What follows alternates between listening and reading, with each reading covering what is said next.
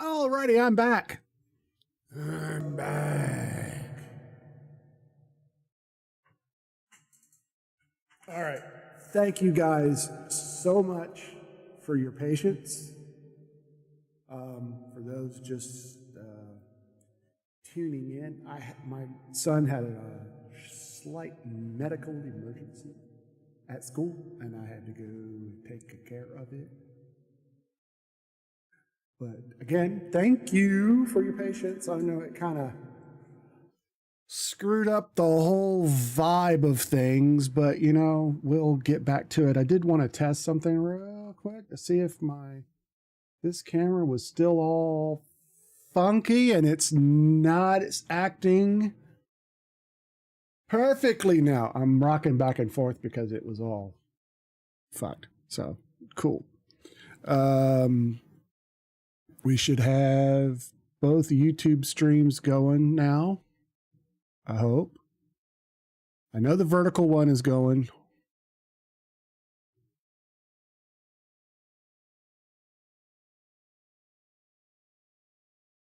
That one's going.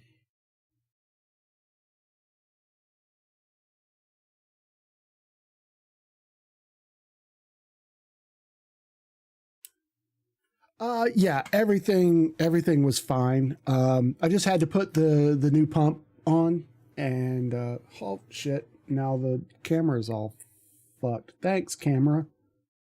Okay, we're just gonna, there we go. That's perfect.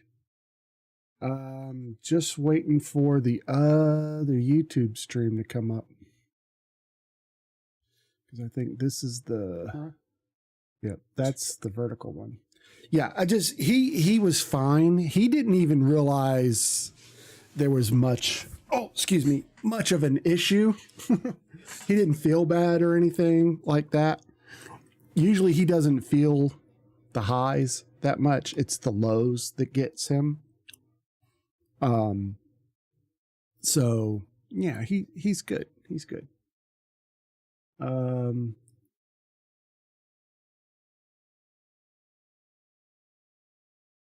Yeah, he's had that before. It was what was it? Was it my wife's? I think it was my wife's birthday. And she went to spend the day with some friends and her mom and do all this stuff. And Renly's numbers were kind of shaky. And this was before he had the pump. So we were letting him give himself his own shots, which really, in hindsight, wasn't a good idea. Oh crap, that's not what I meant to do. Anyway, and I think he gave himself too much, and I was in the bathroom and I heard a thud on the floor, and which had dinosaur Tristan used to seat. Because if you remember Renly, he's rambunctious, and sometimes he just falls down, or sometimes he'll just fall out of his chair. That's just a normal. But it was a louder thud than usual, and I yelled out from the bathroom, "Is everything okay?" And Cooper really wasn't paying attention, but he said, "Yeah, Renly just fell out of the chair." So when I got out of the bathroom, I came in here and he's laying on the floor, which, okay, he's playing around. So I nudged him with my foot and he didn't move. And I like in my stern dad voice, "Okay, Renly, that's enough." And he didn't move. So I flipped out. You know, he was out. And what happens, he fell out of the chair and his head either on the desk or on the bookcase next to it. He hit his head. And I got him to wake up a little bit, and he's, you know, all of this. So I'm like, oh, shit. So I called 911 and I tried to get him to drink some Kool-Aid and all that, and he wouldn't, and then he started throwing up. So the ambulance came and we took him to the ER. And to make a long story short, the doctor acted like we were out of our minds, letting him give himself his own shots, that he needs constant supervision. And that kind of pissed me off a little bit, because how old do you think you have to? I mean, he was 11. He's 11. He knew. Anyway, yeah. So he was all right. They they did everything, but it was just the whole. Yeah, exactly. He should know, and he knows how to do all this stuff, and so it's okay. I won't mention names. Once there was this old lady. She was like in her 90s, and one of the families bought her a bar of chocolate. She ate the whole bar in an hour, and the nurse who walked to check her blood sugar panicked and was like, her BSL is 21, and she freaked out, but she was fine. Yeah. Yeah. I can imagine that. But yeah, it was anyway, he was in the office. I went in, put the pump on, because I have to measure out the insulin, put the insulin in the pump, get it to activate so it can prime and all that, then stick it on his arm, and then it's got to go through all this, and then puts the little thing in his arm, and he's good to go. But his numbers were already starting to come back down. I think something went wrong with the pump, and he didn't get enough insulin at breakfast, which was why it was so high. And he noticed that he was high, and he tried to give himself some insulin, and it didn't go through, and he knew it didn't go through. And that's when my wife realized that there was a problem, which normally we can't see his numbers at school because they have shitty internet in there. So we just have to trust that he, will notice and all that, because his phone will go off if he's high or if he's low or whatever, and he knows what to do. But like last year, the nurse was a lot more hands-on and texted my wife throughout my wife would text her his numbers and all that. She was a lot more hands-on. I mean, elementary school is a lot different, in middle school that they call it. Back in my day, it was called junior high school. Kind of scares me, kids self-administering insulin. Well, we feel better now that that's the pump. Yeah, now that he has the pump, we feel a little bit better about it, because he never did that shit again. We did not let him do it anymore. We did it, either my wife or I would do it. But now that he's got the pump, which he hates the pump, I think it's just because it's one more thing stuck to his arm, which he could put it other places. But that's neither here nor there. But he doesn't like it, and he's constantly saying, when can I come off the pump? And it gives him so much more freedom, and it's better than having to go to the nurse at least once a day to get a shot for lunch and all that. And now we can check the school's, the school district's website to see what they're serving for lunch. And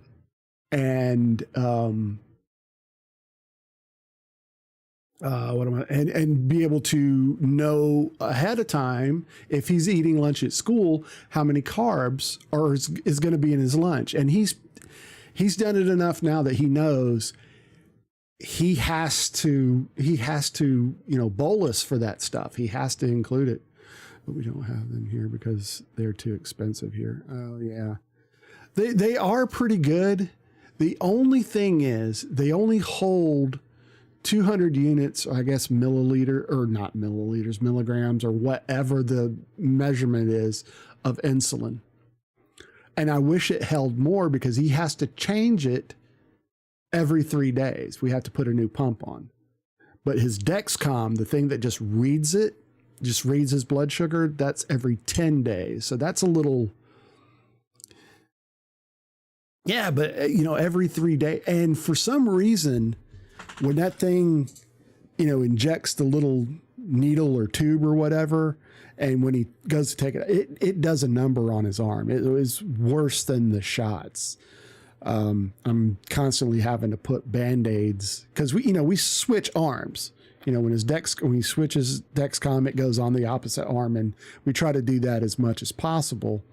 But it always means at some point he's going to have both devices on one arm because he doesn't want it on his thigh. He doesn't want it on his side or anything like that. He is not having it. Eventually he's going to have to, but I just wish the pump held more. And what's great about it is there's an activity mode. So if he's in gym or, he's outside playing basketball or whatever, he can put it in activity mode and it knows not to give him as much insulin if he needs it because he's active. I don't know. I'm hoping that as time goes on, the technology will get better.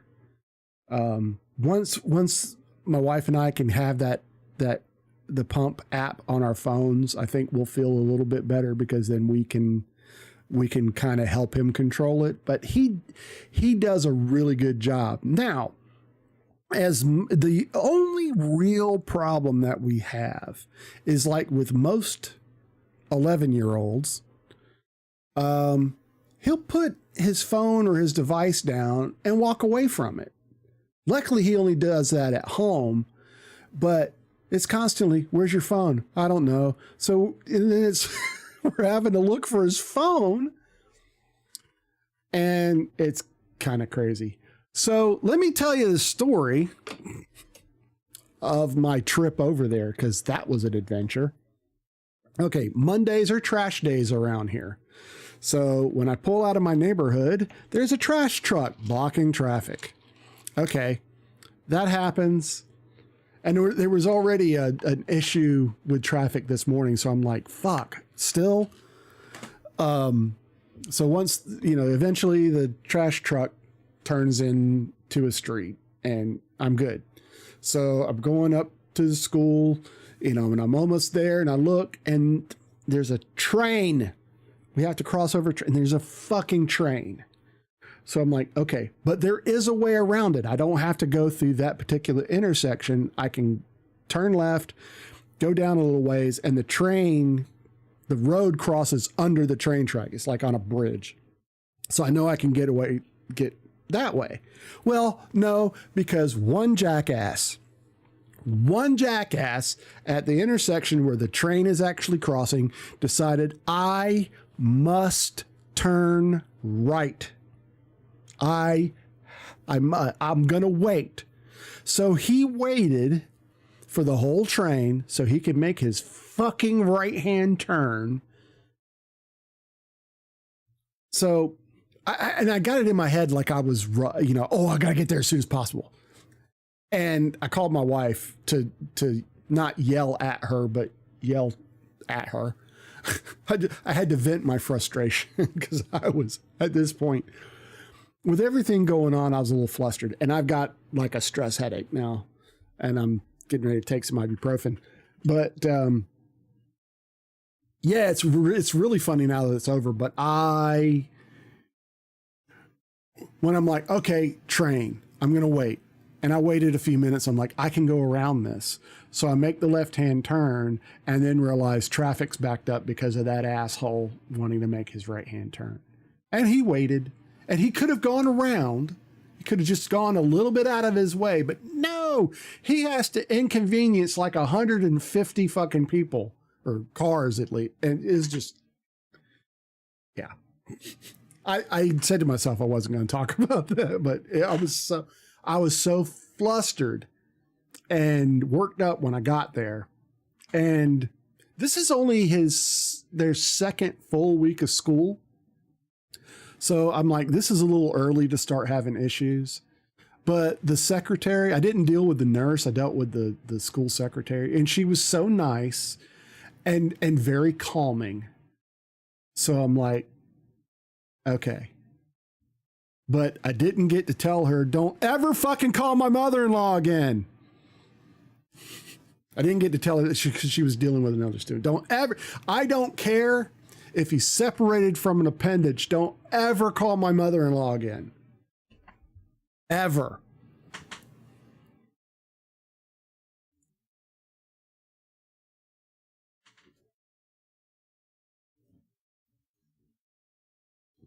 I don't know if there will be any. And the frustrating part about that, Freak, is that I won't have to deal with the aftermath. My wife will. And that's what makes me mad, because she will, because my wife won't tell me on purpose, so I don't like go and cuss my mother-in-law out, because I've done it before for, being a twat. So my wife won't tell me, but it's a constant, it's constant drama. It really is. And I guess she won't have to, I won't have to deal with the aftermath. She will. Because I can I know she is the biggest pain in the ass. She lies about the dumbest shit, stuff that you think, why would you lie about that?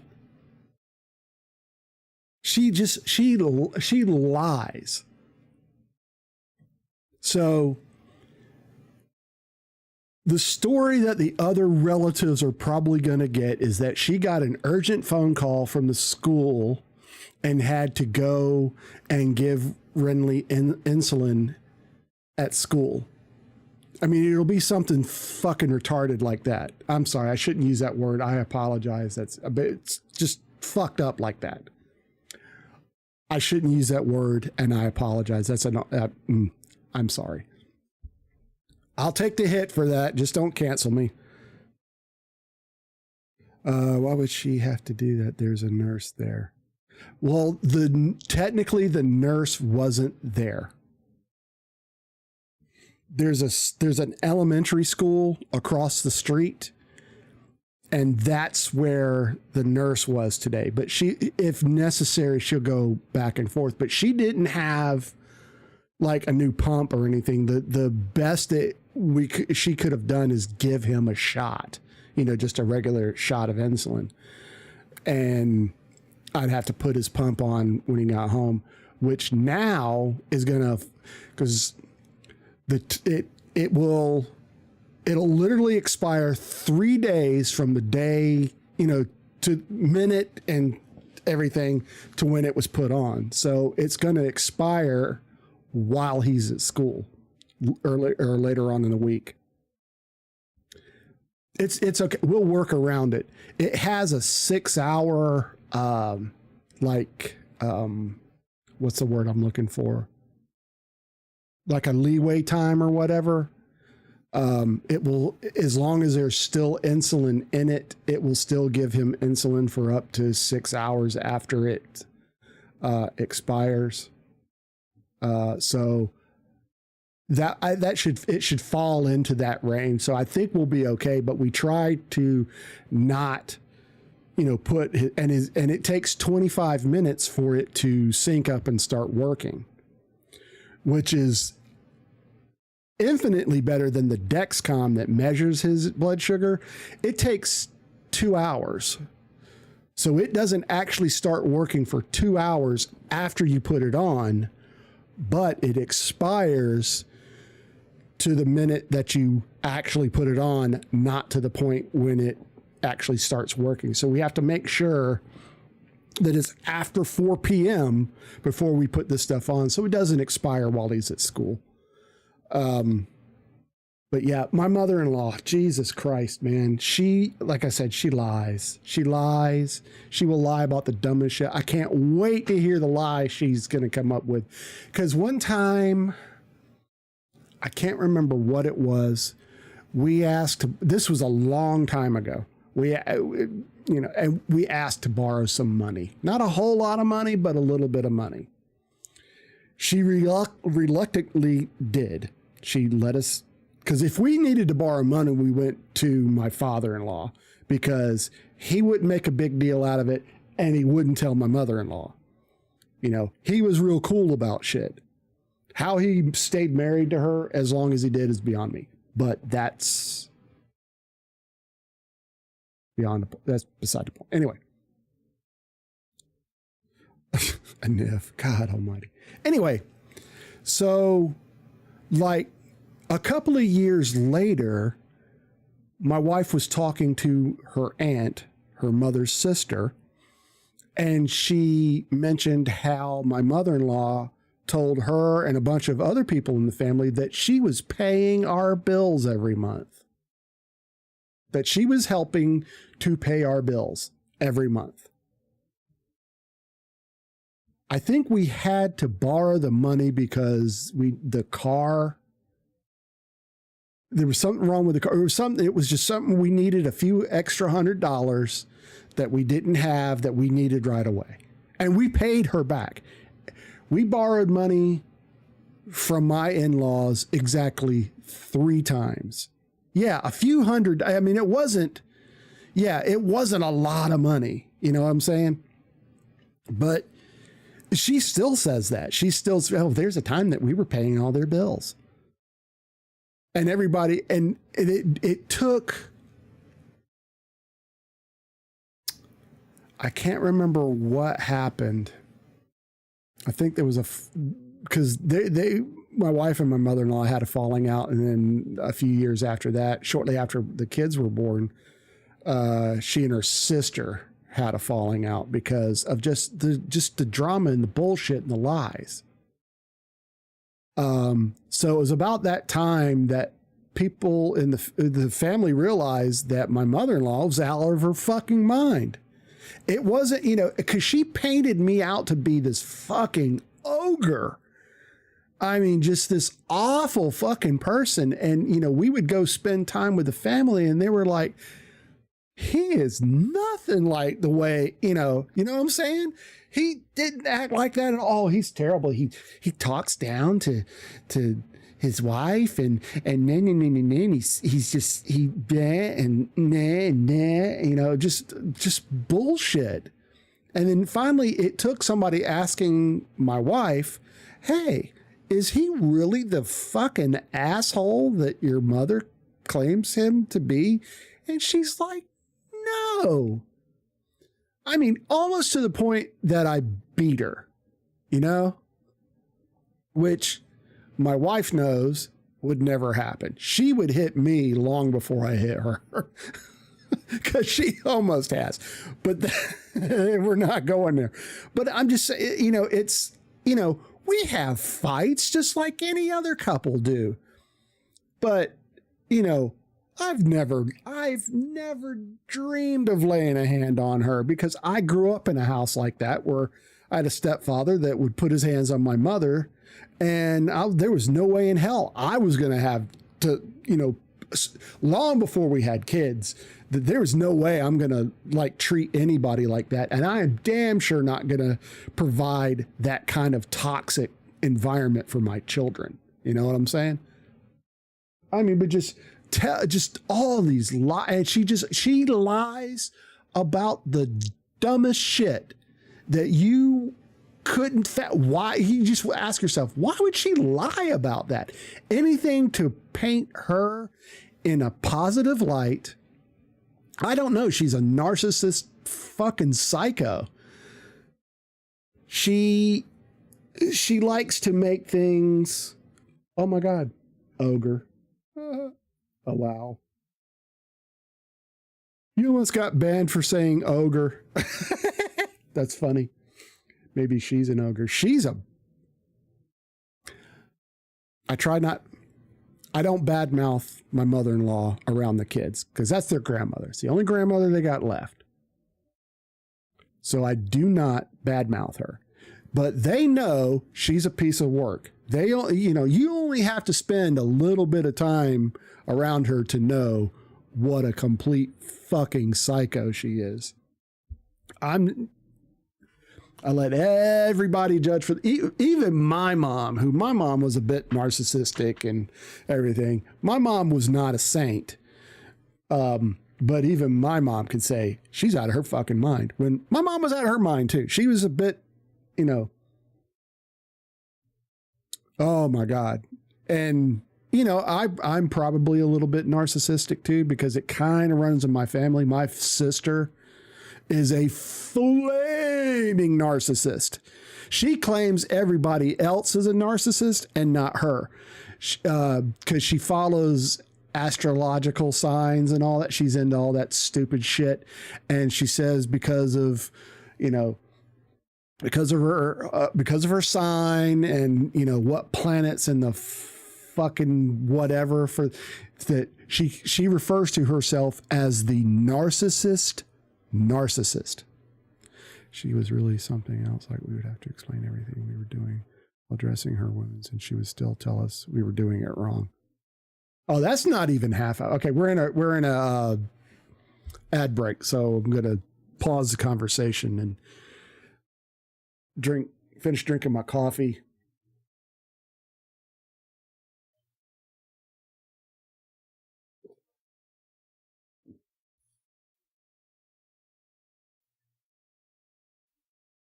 But the manipulation and the lies.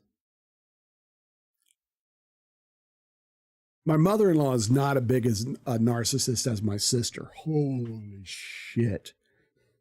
I could spin yarns for hours about my sister. I love my sister, but I can't fucking talk to her. We really don't have much of a relationship anymore.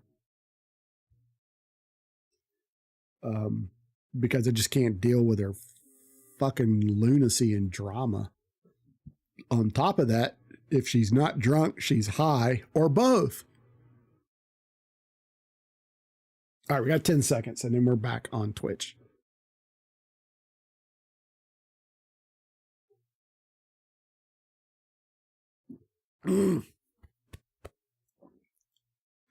Okay, we're back.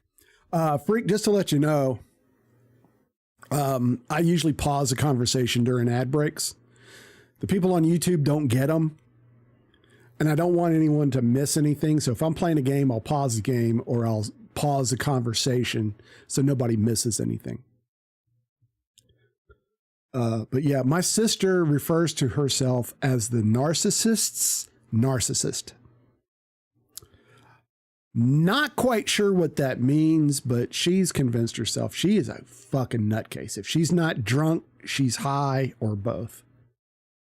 What happened? Who is? My sister. I'm sorry. You missed that part. My sister. She's not, my mother-in-law is not as big. What I started out as my sister. My mother-in-law is not as big as a narcissist as my sister. There we go. It's incredible. God almighty. Shut up, Aniv. No one cares. It's incredible. My whole family is strange. No. Not the whole family. Just my side of it. And I won't even say I'm the normal one, because I've got my issues too. I don't really speak. No, I don't speak with my siblings at all anymore. I'm the youngest of 5. My 2 oldest siblings have already passed away. They've passed away, sadly. And my other 2, I have another brother and another sister, and my sister's just stressful to deal with. My other brother is a piece of shit. Without going into it, with any kind of, any deep, because he's a piece of shit and he's toxic as fuck, and I won't speak to him anymore. So yeah, that is kind of sad.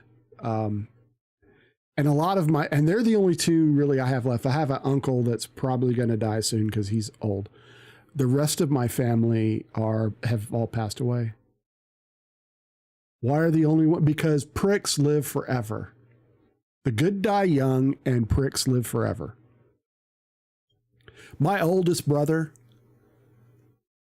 I miss him so much. He was the patriarch of the family. He kind of, things kind of centered around him. Whenever we had problems or whatever, that's who we went to.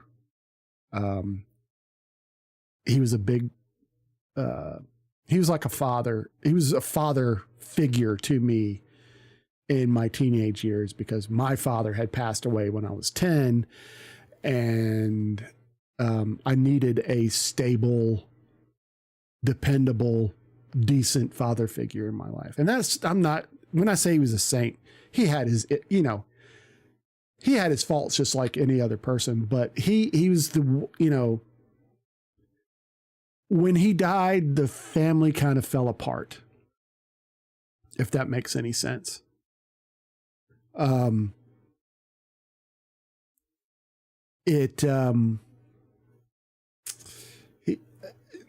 There was so much drama, and it hit because he battled cancer for about a year, and during that year, especially once he went to hospice and we knew it was only a matter of time, it tore the family apart. We were at each other's throats constantly. And mainly it was my other brother that was fueling that fire. My oldest sister was also battling cancer kind of at the same time, but she didn't tell anybody because she didn't want to pile on top of everything else. So she told me shortly before my brother died, she told me and made me swear not to tell my mom. Which, because they were all smokers. Both my brother and my sister, they both died of lung cancer. But they smoked just about their whole lives. And my mom also died of lung cancer because she was a smoker. My sister, the one that's still alive, that's probably how she's going to die. Because after 3 people, you would think after watching your mother, a brother, and a sister die of lung cancer, you would stop smoking. Doesn't faze her. I never started smoking. I tried when I was 13, and that was the nastiest. Oh God, I threw up like almost nonstop for an hour, and then realized, yeah, that's not for me. So I've never really smoked. If you want to count the 2 days I tried, maybe I need to get used to it. No, was not. Don't. I do drink, but not excessively. I'll have a beer every once in a while. Like community night, this Saturday night, I'm gonna have some drinks or some beers and maybe a drink or so while while we're doing community night. But that's about the extent of my drinking. Now, what beer? I normally drink Michelob Ultra because it's like very low carb. And I can drink more of it without it being like, great taste, less filling. I'm dying healthy. I'm not saying it's healthy.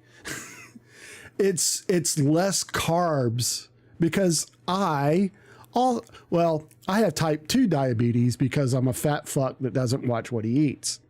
Okay. So that's what I'm saying. I'm not perfect. I've never claimed to be perfect. But I have type 2 diabetes. So I am real careful about what I try to be careful about what I eat and drink because it will literally kill me. Oh yeah. I would drink like full fat beer, full carb beer. I would have regular beer. Like Friday night, my wife and I went out. We left the kids at home because they didn't want to go. So we've been letting them have a little bit because we were gone 30 minutes. Anyway, we went out and I had a regular, undiet beer. I had a Pabst Blue Ribbon, or what we refer to now as a PBR.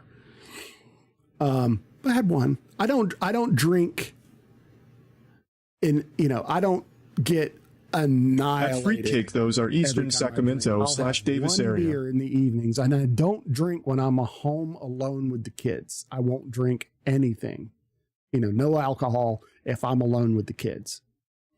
Because, like in the case when Renly had his little diabetic episode, if I'd have been drinking, even if I'd have had just one beer, now it was 11 o'clock in the morning, so there wasn't a chance of it. But just let's say it was later in the day and I decided to have a beer, they would have come in, the paramedics. Well, first the fire department showed up because they're first responders. So, but the medics and everything would have shown up. They would have probably smelt the beer on my breath. I mean, it's not, and thought, oh, this guy's, irresponsible or whatever. I mean, that's what most people would think. That would be their first reaction. You smell beer on, alcohol in somebody's breath. Your first question is, how much have you had to drink? Or if something happened and I had to drive him, and I get pulled over for whatever reason, how much have you had to drink? I had a beer and my son had, then, what I'm saying? I don't drink when I'm home alone with the kids. And like I said, I will have a beer, maybe two.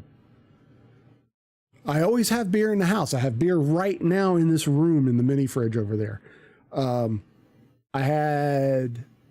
Did I have one Saturday night? Or I had a second one Friday. I can't remember. But I may not drink again for another week or two or longer. I know for sure, not this coming weekend, but the weekend after next, I'm going to have some beers because the NFL week 1 starts. And I like to have a couple of beers while I watch football. But if we're going to be going any place, I won't drink, or I'll let my wife drive just because I don't want there to be any issues. My father was killed by a drunk driver. So drink beer, watch TV. Yeah. Watch sports. Yeah. I'm that guy. I'm that guy. Now, to hear my kids talk, because I'll have a beer and they like to make their joke. They hear them talk, and they'll tell people this too, which is fucked up. The way they see it is I've got an IV that's constantly pumping beer into my veins, that I'm swilling down beer all day, every day. And it's just not true. Oh, that's a nursing joke. Yeah. They literally, if anything, I have an IV with coffee because I'm a caffeine junkie as well.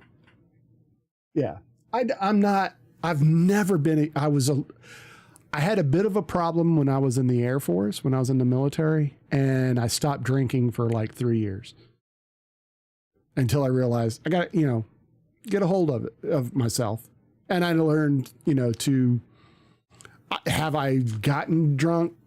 Yes, I've fallen down, blackout. No, not quite blackout, but I've fallen down, too drunk to do anything. Putting like a urinary catheter collection bag on somebody sleeping in the break. Oh my God. Ew. You guys are sick. Buddy of mine used to be a paramedic and he told me all kinds of stories. It's empty, but it's pretty funny. Yeah, I'd have, I guess it would have to be. But yeah, I'm so, and I don't even know where we were going with this, but yeah, my family, so my first stepfather, who I was not blood related to, he died of cancer. I had an aunt die of pancreatic cancer. My father-in-law had pancreatic cancer. His mother, I can't remember if she had cancer or not, but she was sick from the day I met her. She hung on. She had like 1 foot in the grave for years. And then she finally died. And I think there was some form of cancer. Then my brother, then my sister, then my mother. Now, my other sister's, my crazy sister's daughter died of COVID. And do you think it's a lie? Yeah, they were all smokers. Not my aunt. Yeah, not my aunt was not a smoker, and hers was pancreatic cancer. But I mean, she lived way on the other side of the country, so we didn't see her that much. I don't really know what kind of lifestyle she had, but my first stepfather, he had cancer before he met my mom and beat it. And then shortly after they got married, it came back. And I want to say, I don't know if it was pancreatic. I think it was kidney or something like that. I don't remember. I was kind of young at the time. And watching it all happen. See, my dad's death, my father's death was sudden. And that fucked me up. As a 10-year-old, that'll fuck you up. And then like less than 2 years later, seeing somebody gradually waste away. Yeah, cancer is the biggest shit show. Oh, if chat, if you have never seen it, I saw a movie. No, movies, no. Real life, it is so fucking horrible to watch somebody just waste away. So when my brother had it, he was retired military. So he depended, his own choice depended on going to the VA hospital for his care. And he started having headaches and pain in his face. So he thought he had a sinus or a nasal infection or something, because, it's common where we lived. So he went to the VA. They said, "Oh, you've got a sinus infection," and they sent him home. Well, he went back multiple times over an 8-month period. And every time you have a sinus infection. Who has a sinus infection for 8 months? They didn't draw blood. They didn't do anything. They gave him some fucking decongestant and sent him home. No, they didn't even try anything. So by the time he went in and said, "I am not fucking leaving until you tell me what's wrong," that another doctor, this was the same doctor. No, not 8 weeks, 8 months. Not 8 weeks, 8 months. He got a different doctor. They finally did some proper tests and they told him, "You have stage 4 lung cancer." We all knew, he knew, but we all knew that he did not have long. And he lasted just shy of 7 months after that, from the day he was diagnosed. I knew something was wrong because my sister called me on my way to work and said to me, "Can you get off work today and go to Mom's house?" Because it's not so much the healthcare system it's the VA healthcare. Now this is going to sound racist and horrible and xenophobic and all that, but the VA healthcare system in this country, they will hire foreign doctors. And the reason they hire foreign doctors is because they don't have to carry VA Veterans Administration. It's for retired and disabled veterans of our military. They hire all these foreign doctors because they don't have to carry malpractice insurance. You cannot sue a VA doctor for malpractice. You have to sue the entire VA, and good fucking luck with that. We tried to sue the VA over my brother's death, and they made it so fucking impossible that my mom just gave up. My sister tried to take it up, and even as tenacious as she is, she just gave up. They make it that fucking difficult. Could it have saved his life?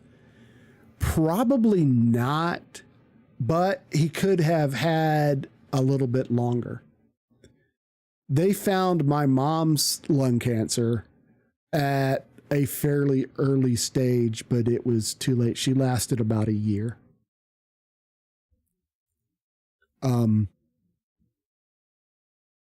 I was the only one see, when my brother was sick, my mom was helping to take care of him. She went to every doctor's appointment. She'd sit in the hospital all day long with him. She did not leave his side for more than just a few hours till the day he died. I tried my level best to do the same for her, but the boys were they were infants still, toddlers at best. So, I had to be there for them, but I did take her to every doctor's appointment, and her first oncologist would just tell her everything's going to be fine.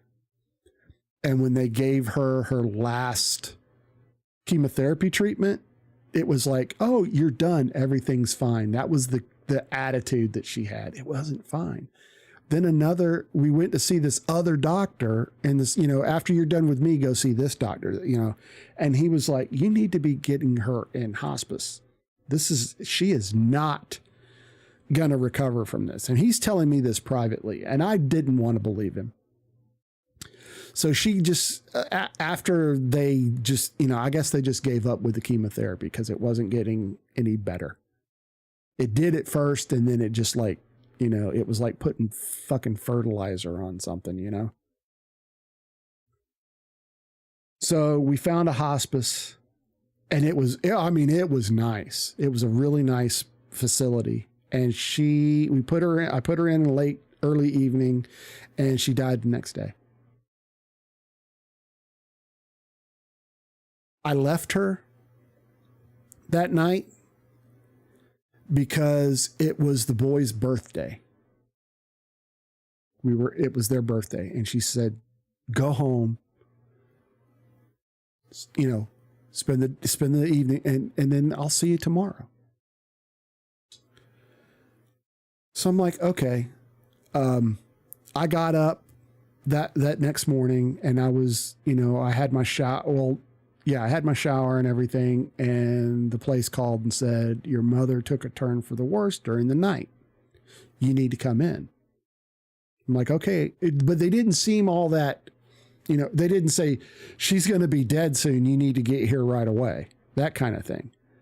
So I didn't rush. I didn't watch a movie or anything, but, I did what I needed to do. And then I went over there. They didn't tell me she's going to be fucking dead in hours. You need to get here. When I got there, yeah, she was unconscious, having she aspirated. Is that the correct term? Aspirated. She aspirated during the night. And, you know, of course, in hospice, they're not going to do anything. Yeah, vomited. Yeah. So she was struggling to breathe. She wasn't awake, but they insisted that she could hear me. So I sat there and held her hand and talked to her until she stopped breathing. I did have time to call my brother and my sister. And that was the last time I ever saw my brother. That was the last time I ever saw him because of the shit that he pulled. He's such a fucking asshole. Anyway, every death in the family, he has been a fucking asshole over and has caused drama. Every funerals, you would think that funerals would kind of bring out the best in a family where it pulls you together. Oh no, every funeral fucking tore us apart. And finally, my mother's was the last fucking straw for me.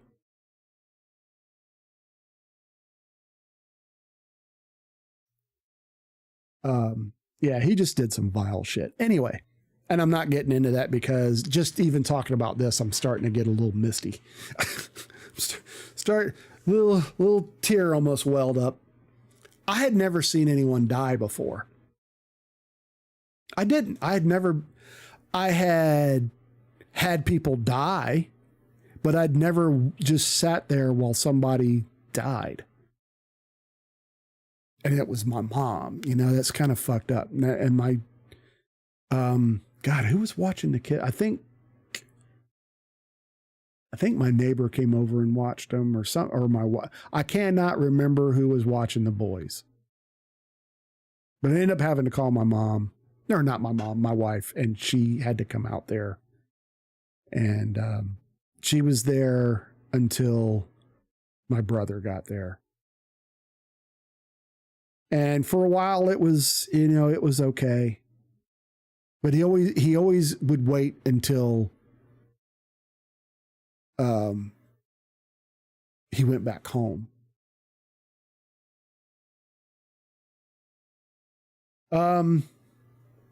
You just deal with it. You'll just deal, like when we had the boys, you know, you have twins, you know, and one baby is difficult enough. We had two at the same time. You know, they had to be fed at the same time. They had to be changed at different, you know, there was always a struggle. So my wife went back to work and I elected to stay home because she made a fuck ton more than me. Okay. So when people say, oh my God, how did you do it? You just did it. I just did it. I found a way because there was no other choice. Now my mom would come over and help. 2 times the smell, exactly. And then there were times that they both needed to be changed or whatever. So people would, oh my God. And I jokingly say, people that just have one kid, you've got it fucking easy. One kid, oh, that's a cake compared. And then there were people that we joined this group called Moms of Multiples, or rather my wife did. And there were women there that had 3. There was one that had 4. Can you imagine that? As a family thing, because it was Moms of Multiples, and they would have this big consignment sale 2 times a year, and that was really cool. I never went to. She would go to the meetings and stuff. It was for moms. 4. Can you imagine having 4 children? I mean, not like 1, 4 at the same time. I cannot imagine that. I couldn't have done a third. And I know there were times I sleptwalked through an entire day. Your life becomes such a routine that it's literally the same thing with some variations every day. You wake up, you change and feed the kids. After they're done, you put them down for a nap. When they wake up, you give them a bath. Then you feed them again. Then you might have to change them, 1 or 2 times.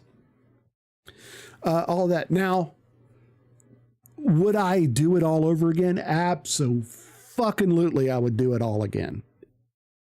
Being a parent is the hardest job I have ever done, but is the most rewarding job I have ever had.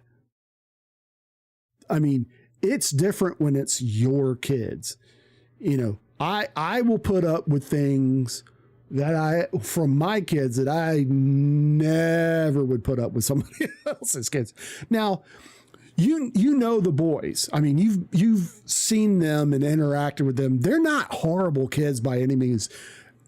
In the grand scheme of things, they're angels compared to like some of their friends that I've seen. I'm like, if either one of them tried to pull something, I would choke them the fuck out. You know what I'm saying?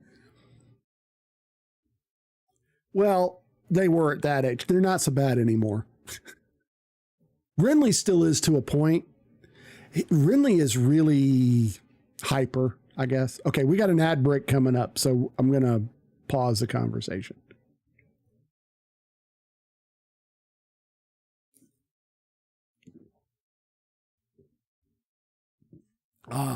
Yeah, I'm biased.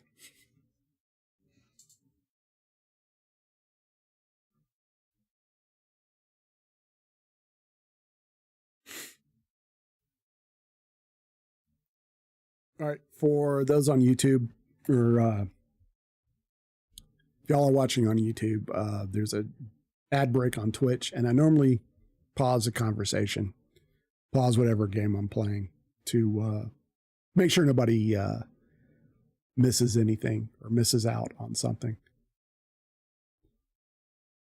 And it gives me a chance to take a breath, because as you may have noticed, I talk a lot.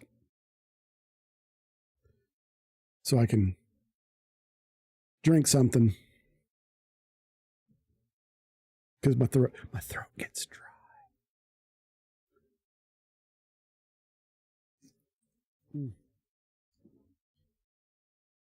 Now I'm going to have coffee.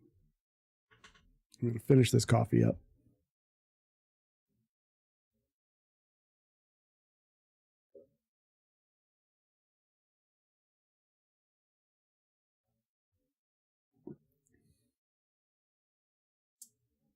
Okay, we're back. Yeah, Renly's hyper. And you know what they say, that if you have any hate in your heart, if you have any prejudices or like biases, or you're racist against something, then your child is going to marry what you hate the most. Let me tell you what happened to me. My sister-in-law she's gotten better. My wife and I started dating. She was just starting high school. So she was an annoying pain in the ass, and she can still be a very annoying pain in the ass. Renly is the exact fucking clone of my sister-in-law. The way he acts. He is my wife, because, my wife knows for sure, because they're close in age and they grow up together, of course. So she knows Renly is a clone of my sister-in-law. And for a lot of years, I just wanted to just choke the life out of her sometimes. She's annoying. She has a very, I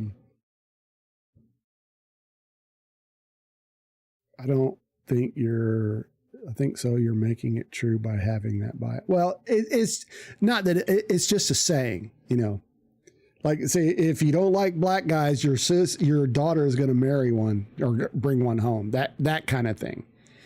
And it's more of a, I don't know. It's not that. Yeah. And I know that's racist, and I don't feel that way. It was just, It was just a better way of explaining it.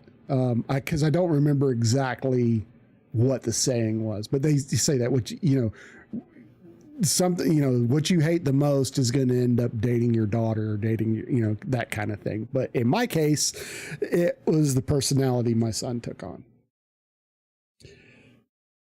Unlike her, she's real selfish. Renly is not selfish at all. So I know I'm probably the wisest person you know.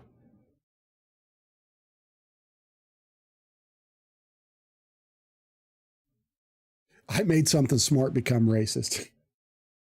I didn't mean to be. I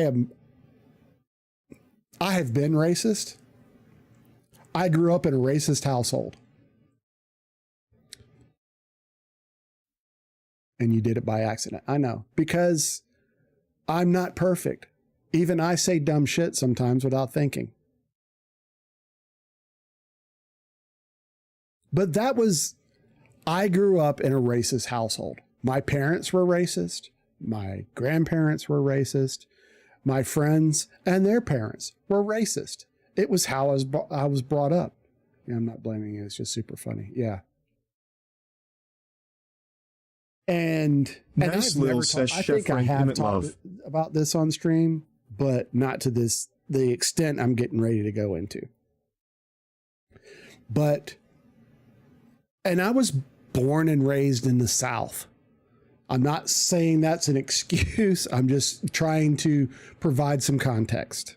The Southern United States, probably one of the racist areas of the country. Yes. I forget that yes. I forget that you're not from the United States. So back in the 1800s, we had a civil war in the United States, more or less over slavery. The South wanted to keep slavery. The North wanted to get rid of it. And the Southern states, there weren't 50 of them at the time, but the Southern states seceded from the United States, and there was a war, and they lost. Okay. That's it in a nutshell. That's a very abbreviated thing. But there's still racism in this country, probably way more than it should be. So I grew up in a racist environment, but it was a black and white racism. That's what I was exposed to, that black people weren't the same as us. I know. They're different, and the best thing that you can do is stay away from them.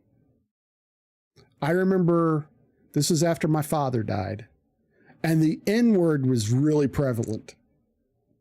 Really prevalent. It was used a lot at school, in my family, among friends. It was used a lot.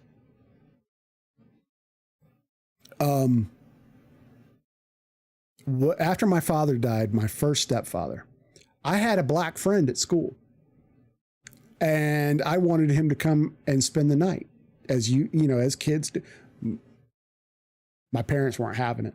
My stepfather said, no, absolutely not. There will be no he said black children in this house. Yeah. So that's what got me thinking. That's when I'm like, he's my friend. Okay. That's when I started to question those ideals. I was probably 11, maybe 12. I know I was in the 5th grade. I was in the 5th grade.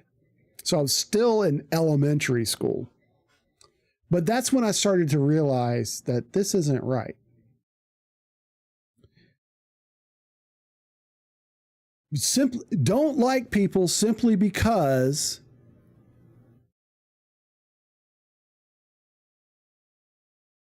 of the color of their skin. Nothing else. It wouldn't it wouldn't, it didn't matter how good of a person they were. Just the simple fact that they looked different. And that bothered me all the way up until I joined the military. And then because there was still a separation, you know, they lived in my neighborhood, but you know, there was still that separation. They weren't like sleeping in my room. You know what I'm saying? There was a separation still. So then I joined the military, and then I had to live with people from all over the country, sometimes from other countries. You know, there's foreign nationals that they would let into the military. So I was exposed to, you know, and I'm not talking about exposed, I'm talking about had to live together. Okay. Shower with them, everything. And then, you know, it really hit me that they're no different than me. No, not in the same bed, but like in a great big open room with beds. Yeah. That were maybe 3-4 feet apart. Yeah. And some of, you know, so we had Hispanic people, we had a couple of Asian people, we had Black people, you know, some from the South, some from up North, some from out West, a couple from other countries. Most of us were the same age, but there were some guys that were a lot older. I mean, I was 18 when I joined the military. And I realized, you know, there was me and another guy shipping out from my state that day. And he was a black kid just like me. We had the same last name, which was hilarious. When I got there, there was yet a third guy, another black guy with the same last name as me. And that one fucked up and did something fucked up. And I almost got in trouble for it because they sent for airman. Nah. And I happened to be the only one there at the time. So I went down, and I had recently fucked up too, but not nearly as bad as this other guy. So they were going to what they call recycle me, which was send me back to day one of basic training. I had to start all over again. I had to go and get my head shaved. They were putting me with a different flight, different group, and I would have to have started over again. What we used to have to do dorm guard. There were dorm guards, which you couldn't let anyone into your dorm that didn't belong in there. And one of the things that they would constantly try to trick you up into getting them, you know, to you mistakenly let someone in. Well, he was doing dorm guard for what we call a baby flight, which they hadn't been there long enough to be able to do dorm guard on their own. So they would pull other people from flights that had been through basic training a little longer to pull dorm guard. Well, he was in the training, the training instructor. He was in the TI's office, sitting at the TI's desk with his shirt unbuttoned and his feet up on the desk. And the TI caught him doing that. He also stole something out of the TI's desk. I failed an inspection. I had too many little threads, you know, little extra pieces of thread on something. I think it was my dress uniform, and I failed. In the grand scheme of things, not that bad. But they chew you out if you fucking, you know, sneeze, you know. And when you're in basic training, they yell at you for anything.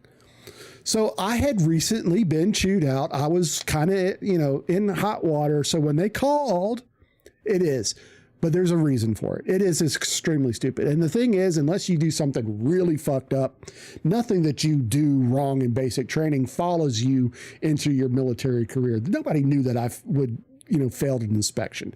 And it's not a,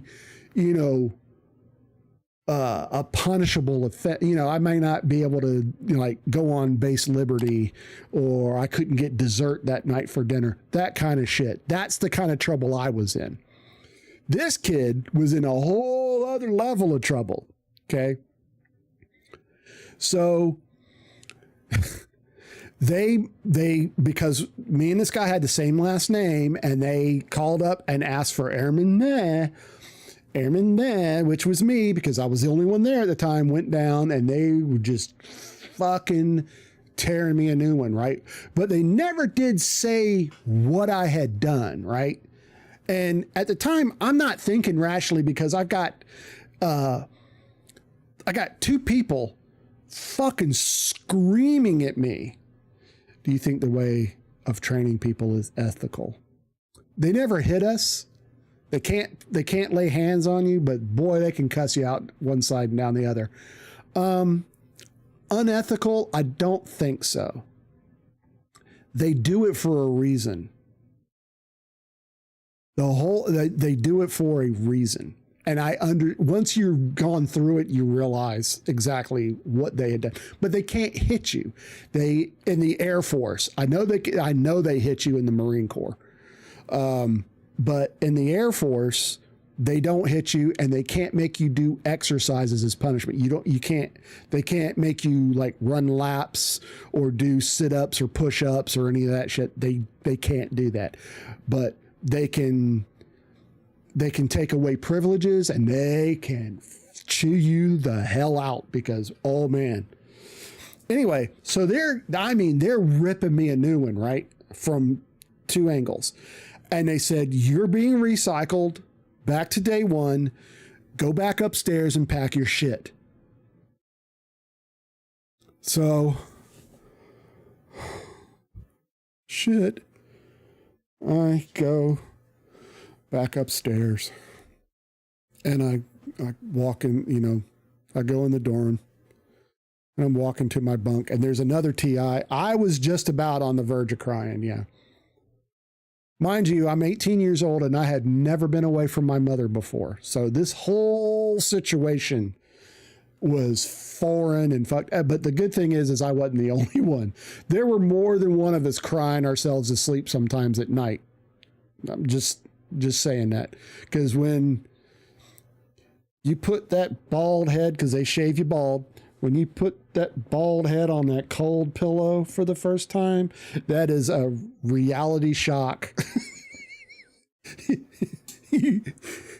Mama's not here to take care of you anymore. So I go in, and there was another TI, we had 3 or 4 TIs. And most of the main ones were gone. My flight was gone doing something that I had already done or wasn't. Anyway, so he walks up to me and said, "What are they doing?" And I was like, recycling me, sir. And he goes, "Good. You're about a stupid son of a bitch anyway." I'm like, well, God damn, you harsh motherfucker. So I get my duffel bag out, and I'm just about to unfold it, because they make you fold it up perfect. And I'm like, God, I gotta fold this fucking thing again. The intercom goes off, and they say, "Send Airman back down here." I'm like, okay, what are they going to do? They're going to stick a chainsaw up my ass now? What the fuck else are they going to do to me?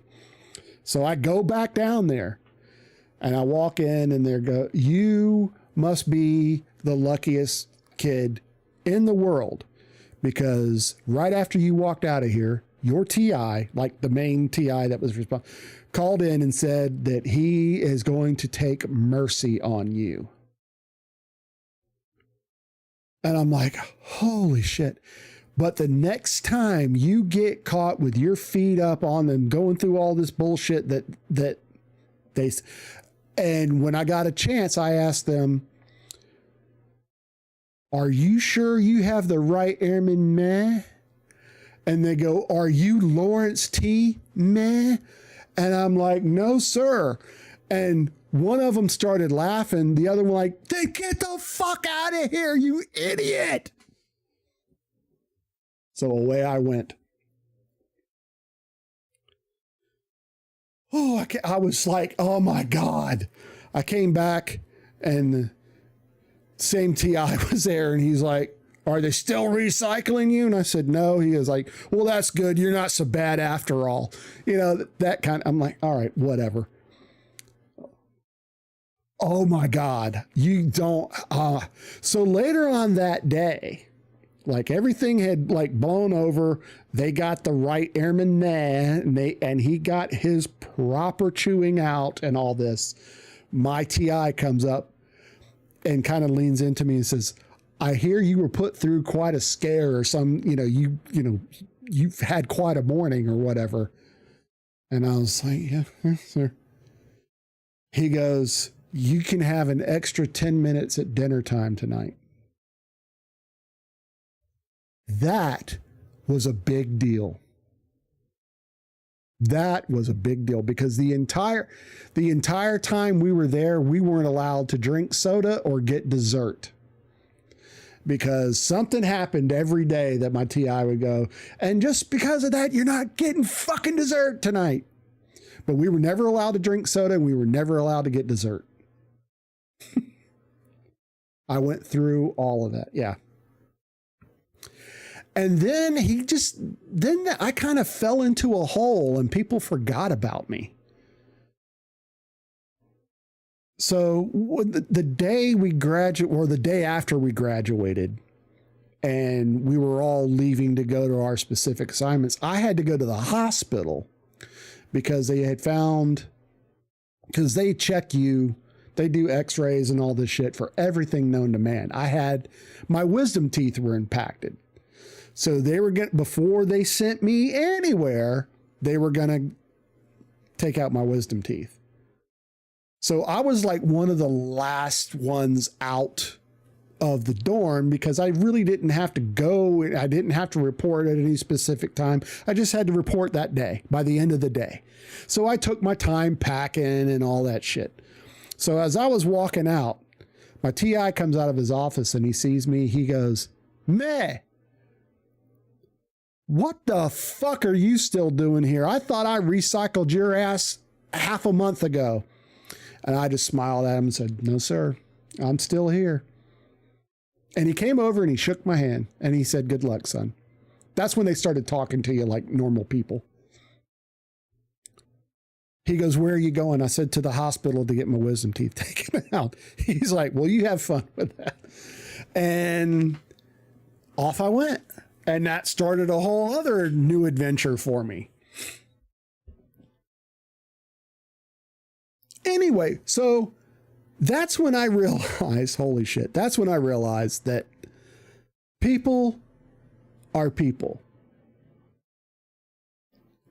No matter what color you are, no matter what race you are, no matter what country we're all people. We're all basically looking for the same thing. We want stability in our lives. We want happiness, and we want to live our lives.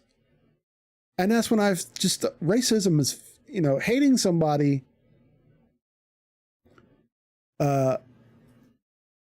except trainees in the military who were treated like, no, we weren't treated like subhumans. I mean, they didn't like whip us or anything. They didn't hit us, but the whole purpose of basic training, well, not the whole, but one of the main things is to break you down. Okay. They have to get you thinking military in a military. I don't know, we got verbally whipped a lot. I had heard people called names I had never, my TI was a fucking master at it. He could call people. We got in trouble because he called this guy a name one time, and the whole flight, every one of us about peed on our pants. It was so funny. I can't even remember what it was, but it was so funny. We couldn't help but laugh. Watching it from outside, you would laugh. But think of it, you're a kid. You're a kid. You're 18 years old. You're still a kid. And you get put into this situation that you, unlike anything you have ever, you don't know shit about shit. You're dressed the same as everybody else there. We all have bald heads. You know, everybody looks alike. That was the other thing. You realize that, you know, we're all the same. But they try to teach you to think in military terms, because military lifestyle is different than civilian lifestyle. The Air Force especially was learn how to pay attention to detail and work as a team. Those are the two things that they try to, for lack of a better term, beat into you. That's why you had to make your bed with 45-degree hospital corners, and you had to iron your socks, and you know, all of this other crazy shit that they made you do. You have to pay attention to detail, because you know, the Air Force, for the most part, you're not a soldier. You're not being trained necessarily for combat. Usually Air Force is like mechanics, you know, technicians, you know, a lot of technical stuff. So they want you to have to be able to pay attention to detail. Like, I worked on it was essentially a computer that was nuclear hardened. I don't understand why the devices itself were nuclear hardened, because it ran off of like basic telephone lines. And if there was a nuclear war, there wouldn't be any fucking telephone lines anymore. Regardless. And you had, when you put the top part of, you know, like the top case on it, it had like 10,000 screws, and all of those screws had to be torqued down to a certain degree of pressure. Exactly. And they gave you the tool to do, and you had to do it for all, like, you open up a computer today, there's 4 screws. There must have been 20 on these fucking things. Okay. We sometimes had to stick our hands into electronics, you know, equipment that was still powered on. So we had to learn, you know, how to be safe. Got a blender, but Twitch IRL may take with Kitty. Paying attention to detail, that's where it comes in.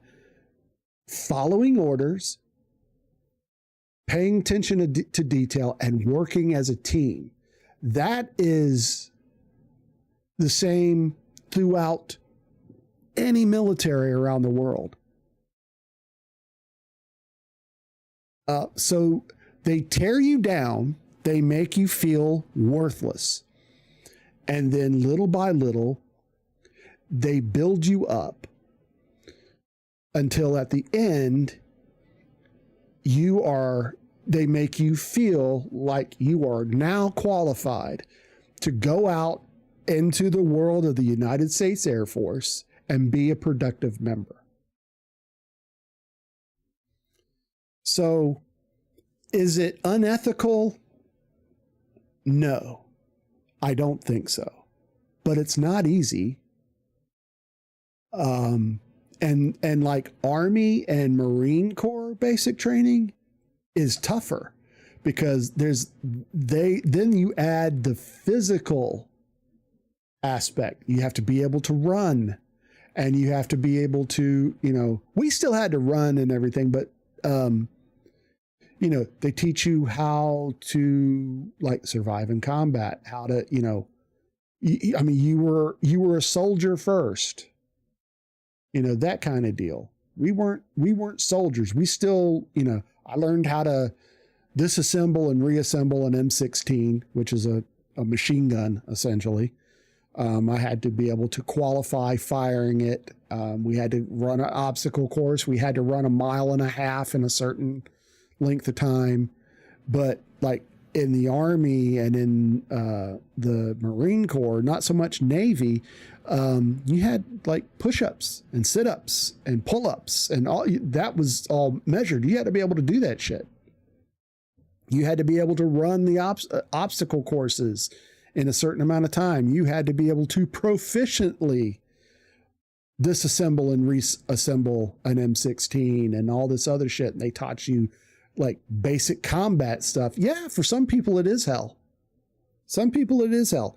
It's not anything I'd want to go through again, but it's surprising that just sometimes days, most of the time weeks afterwards, you can sit back and you can just laugh about how ridiculous it was, how serious you took it, because what you're doing now isn't nearly as stressful.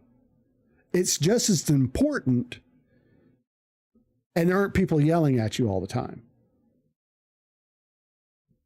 And you just like, I cannot believe I was so tense back then. But that's the whole point. They want to see how okay.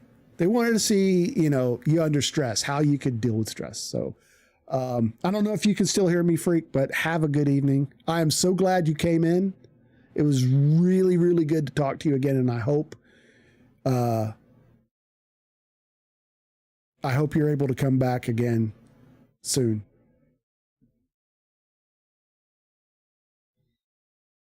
All right. So for right now, it's just you and me, YouTube, for another minute or so. I'm going to stand up. Oh, my shirt. Ooh, sorry, my shirt's sticking to my back because it's hot here today. And I had to run around outside. I'm going to finally finish this coffee up.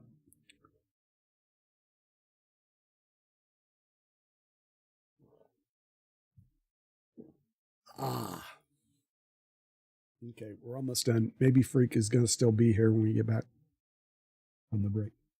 I'm going to tell her bye again. Freak Cake, she's like one of my first viewers. She was my very first sub, as a matter of fact. My very first sub, and she subbed at a tier 3.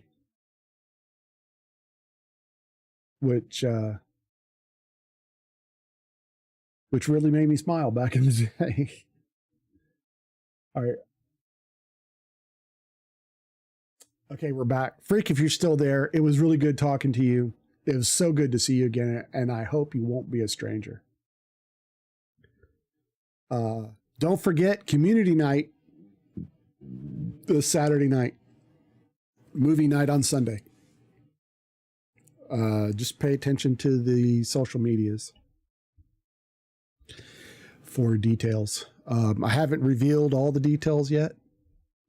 More for movie night than anything else, about what time we're starting and what movie we're watching. I already know the movie we're going to be watching, but I haven't told you guys yet.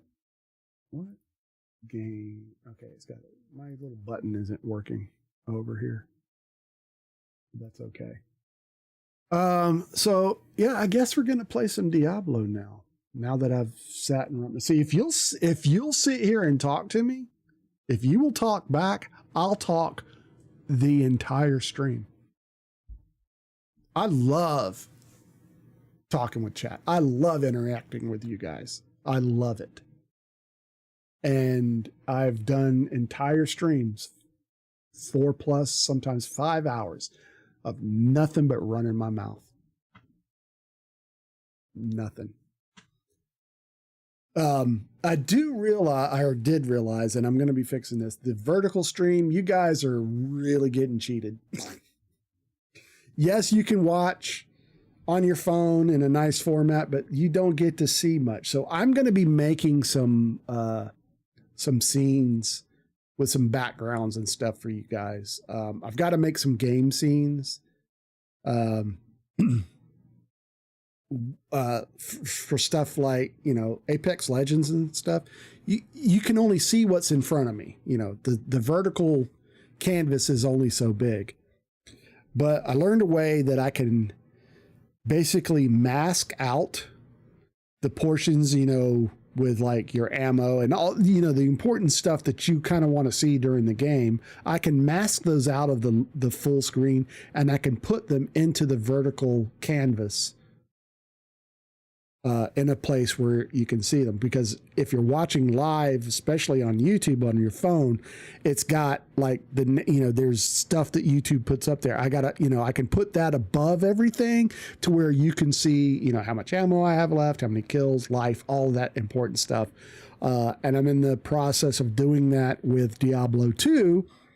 So you can see my health and my mana and, you know, all of that on screen, to where normally you can't see it because of the canvas size. And I probably need to take the alerts off of there too, because when an alert goes off, it's all stretched to shit and it looks like crap on the vertical stream. I have to put them on there and I guess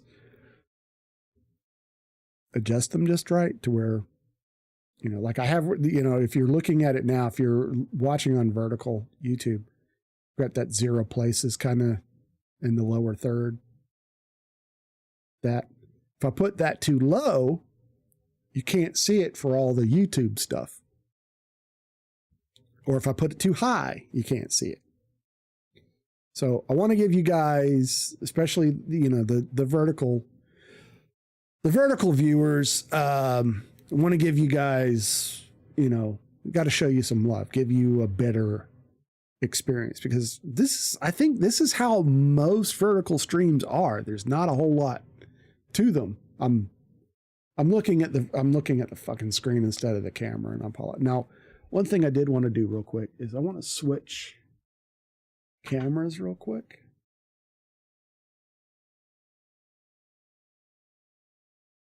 Oh great, now the camera's not working. Oh, there it goes. It's slow as shit. And it's all choppy, and I don't know why.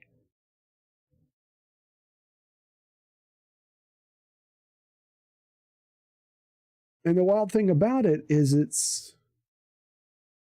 it's not showing like any kind of rendering lag or encoding lag, no skipped frames or anything like that. But I'm just going to start doing this because it worked fine for a while and it started fucking up again.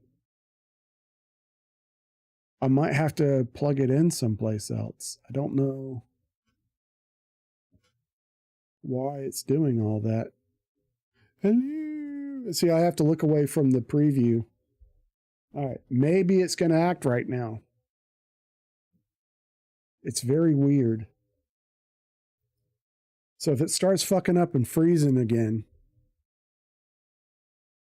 shoot me a message. Put something in chat. The camera's fucking up again. Anyway, I know I say this every time. I love having the second camera now to where I can just I can kick back over here. Yep, there it goes. It's starting to fuck up. Why is it doing that?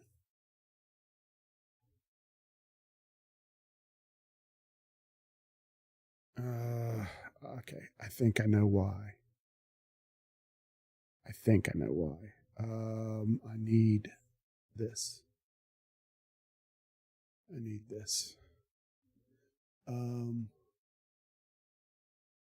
Oh no, that's not it at all. Why is it not turning on? All right, let me go back over here.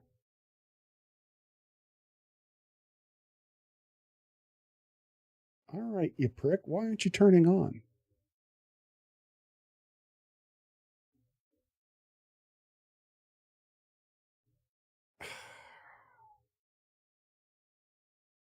Like I said, every stream something doesn't work. I think I get everything fixed. All right, like okay, now I'm having problems with the fucking camera. Certain features won't work. They worked yesterday or they worked last stream, but now they're not working today. And I don't have any freaking clue why.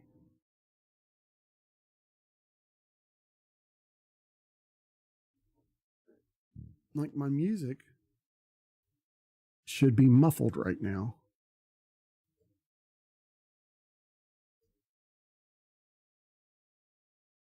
Okay, that works. All right, so obviously it's the button and not me. Jeez.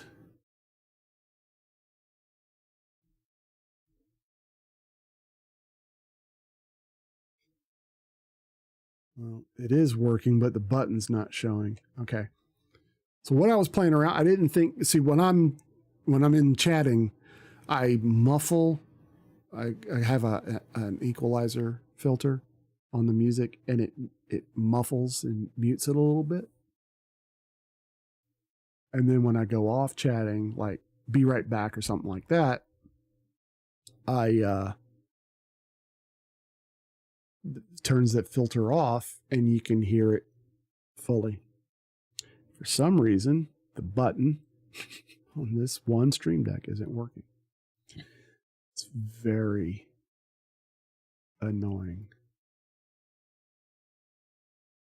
Okay, I think I'm messing around here. Don't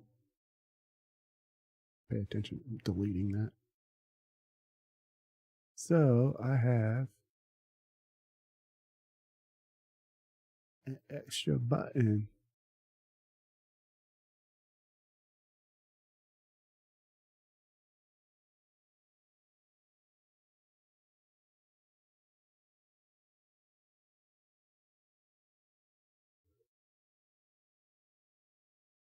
This button only works sometimes. But see, anytime they make like, I mean, okay, let me think of the word. I'm thinking carefully the words I want to say because I don't want to sound ungrateful or badmouth anybody. People make plugins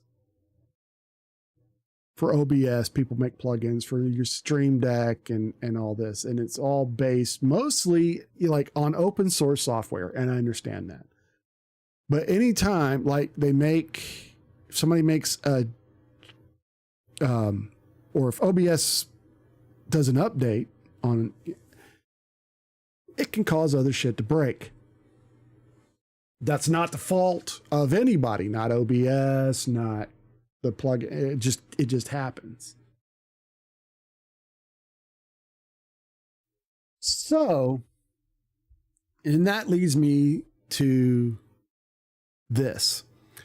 When you're using a piece of software and it messes up, it's causing you a problem, report it to the developers because they may not ever know. It might be something wrong with your computer. It could be something wrong with the software itself. Let the developers know. How else are they going to fix it? If you just say, oh, I'll just deal with it until they fix it. And what if they don't? What if they are not aware of the problem per se, and it's only a problem for just a few people? If they don't know about it, they don't fix it, and maybe you get pissed off eventually and quit using it when you could have let them know and they could fix the problem. So don't just keep that shit to yourself. Let the developers know if you're having a problem, if you find a flaw or a bug or anything, at least you may sound like, the boy who cried wolf with them, but you're making them, unless you're like reporting trivial shit, but if you're reporting actual issues and it leads to bug fixes that come much quicker than they would have normally, you're helping them out. And you want the software, especially if it's software you paid for, but even if it's just free, open source stuff, you want to help them give you, if not anybody else, a good experience using that software. So don't keep that shit to yourself. If you see something, say something. That kind of thing. If you see something, say something, bitch.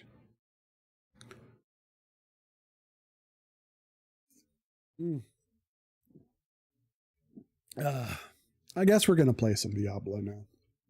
I probably need to take a break though. Because once I finish this, I don't have anything to drink and I need to have some water. And I need to put a load of laundry in. So yeah, I'm going to take about a 5 or 10 minute break. This will be a good time for everybody to stand up, stretch, get something to drink, go to the bathroom, whatever, because I feel something coming on. So I'm going to go take care of that. Give me about 5 minutes or so. And I'll see you back here on the other side of this break. So don't go anywhere.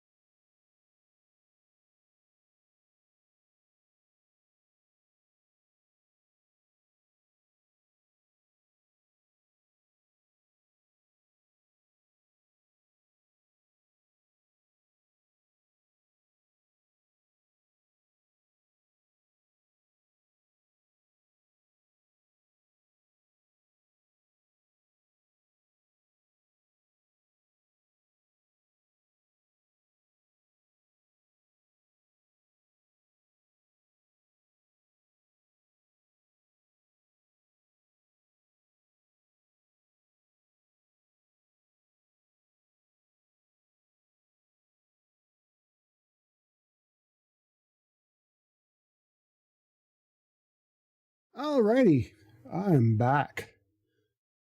I'm back. Oh, my goodness. It took a little bit longer than I thought it would. My apologies. And we've only got about an hour left in the stream before I have to go. Imagine that. So I wanted to show you guys this. And most of you will probably already know about them. And it's kind of, these are the Star Wars themed light side, dark side Oreos, special edition Oreos. Now they make special edition food.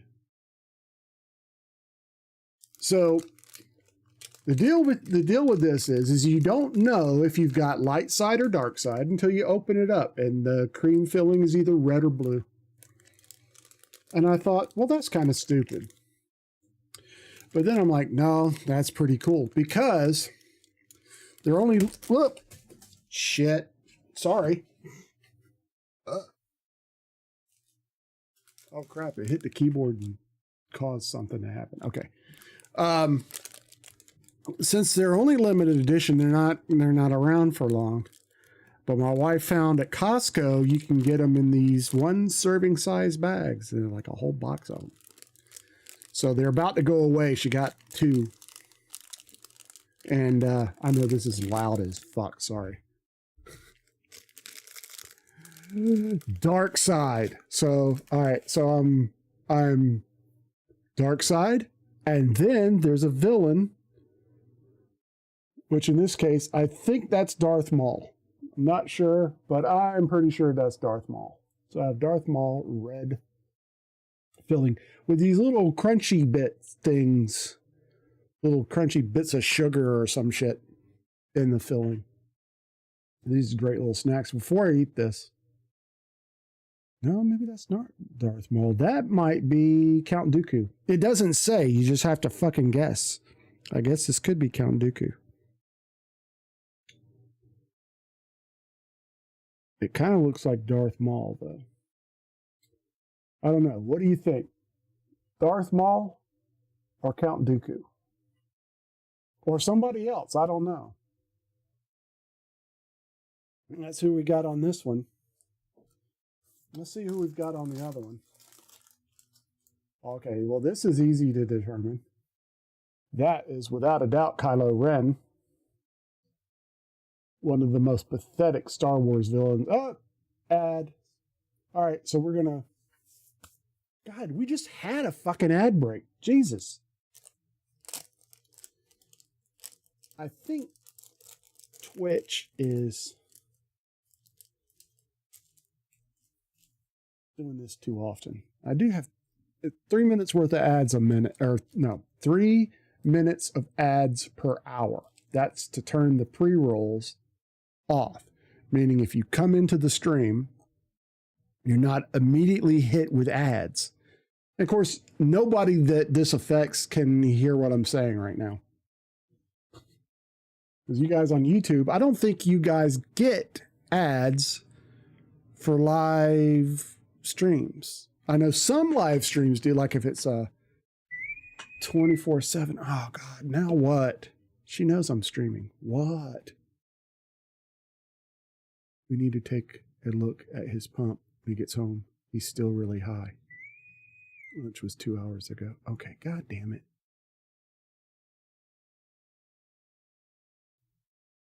WTF. Okay. God almighty, this thing. I had to stop the stream about an hour in to drive up to the school and deal with my son's a diabetic. He's type 1 diabetic. And he's having an issue. And I had to go up there and put a new insulin pump on his arm. But now for some reason it's fucking up again, this new one. So I don't know what the hell is going on. But my wife is like super duper hyper paranoid when it comes to him. And I guess that's not necessarily a bad thing. But, you know, if just the slightest little thing is off, she almost goes into panic mode. She'd punch me if she heard me say, no, she wouldn't punch me. She'd give me a look, though. Which leads me to this. I'm going to record some content live on stream in just a minute. I'm going to eat my Oreos, my dark side Oreos. Kylo Ren, you whiny little bitch.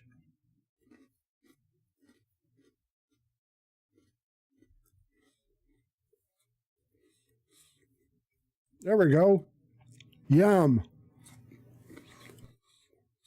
And in case you knew it, or didn't know it, 2 Oreos is a serving size.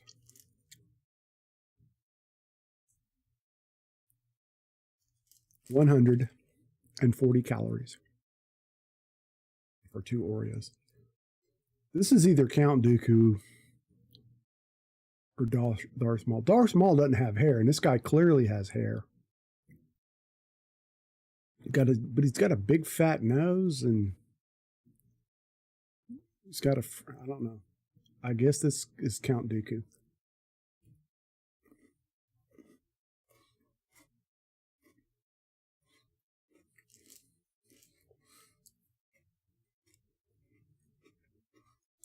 My wife used to work for a company that was owned by an Austrian count.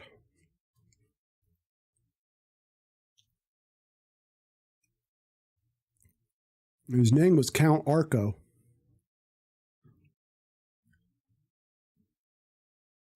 But I'd always refer to him as Count Dooku.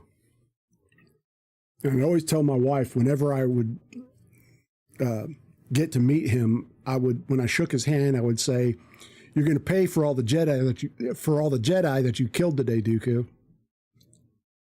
And watch the look of confusion, wash over his face, and then my wife turned red with embarrassment and probably divorced me. So I joked about that enough that she actually started to believe me that I would actually do it. So when the time came for me to really meet him at a Christmas party, she begged me not to call him Count Dooku. She's like, "Don't even let it slip." Because honestly, I would forget his name and just call him Count Dooku. So she's like, "Remember, his name is Arco, not Dooku." Then then I'd get into all this Nazi bullshit, ask him if he read Mein Kampf and all that.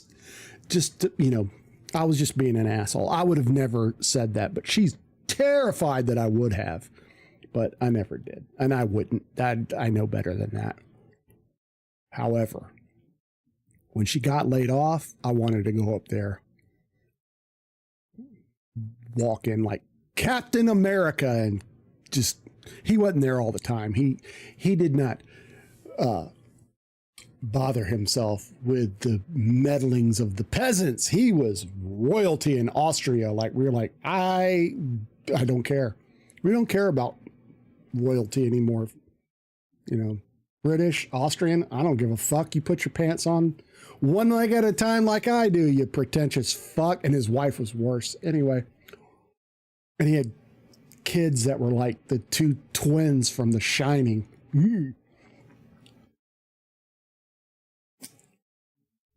Anyway, I might get in trouble for that. I think I could get in trouble for that. I'm not sure. He's dead, so who gives a fuck? But I don't know. Somebody worked there or something. But she doesn't work in there anymore, so fuck them. Anyway, they were pretentious fucking people. They were running the company into the ground because they treated it like their own personal piggy bank. The company paid for anyway. Y'all don't want to know that. But I'm going to record some content here in just a second. I'm going to record it right here while I do this. And I'm actually going to turn that off on the vertical, because this is probably going on TikTok or something. It's going to go onto, it'll probably be too long for YouTube Shorts because I only have a minute. I don't know if I can get it done in a minute. I'm going to take my time so I don't fuck it up. Because then all I have to do is cut it out and do just a little bit of trimming on it. I don't have to do a whole lot of editing because video editing is not my forte. So if you wanted an opportunity to fuck me up while I'm trying to record something, now's the time. Anyway, I'm going to finish drinking this.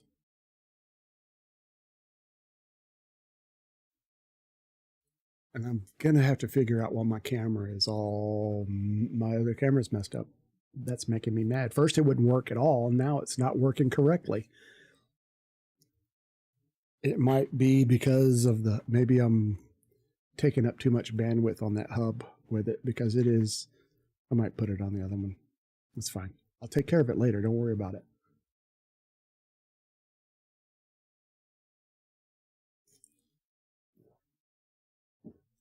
Ah, Blue Bomber slushy. G Fuel. It's yummy. It's berry bomber that I don't like. That stuff's nasty. They sell it at a Dollar Tree near my house. It's for $1.25 a can, but I think they only got so much and they're about out. So most of they don't have as much, and my favorite flavors aren't there anymore. So I might have to go and order some. Okay, I'm going to turn that off. Now, I'm going to talk about my wife. Okay. All right. Now I'm recording. So when you've been married for a while, there's certain things you can do to your spouse and get away with that you would never be able to pull when you're newly married. One of the things I like to do to torture my wife is there's usually a basket of clean clothes downstairs in my house, and they're usually mine. And every time that I'm getting dressed or I take a shower, I go down there to grab a pair of socks or a pair of underwear. And then I take those and I go upstairs and wear them. My wife always says, if you just took them all upstairs and put them away, instead of just taking one at a time, it'd save you so much time and trouble. And I would go, yeah, I know. And then I wait a few days to a week and I go to my wife and say, I just had an epiphany, this brilliant idea.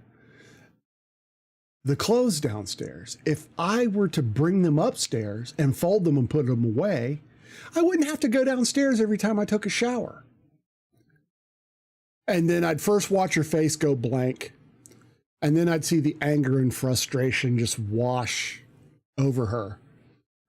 And then I'd just go, and I walk away.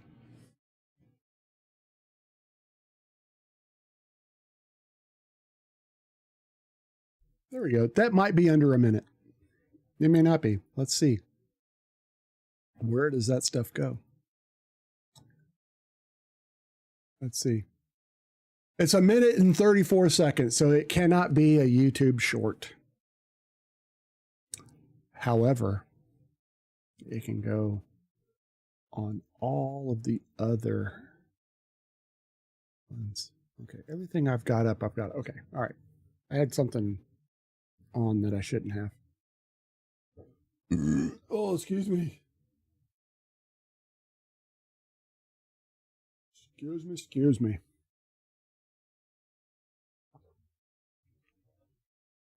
Okay, so I've had my Oreos. And I'm going to tell you something else that you will probably not want to hear, but fuck it. My stomach has been ripped to fucking shreds today. Holy crap. I was almost late starting the stream because I was in the bathroom.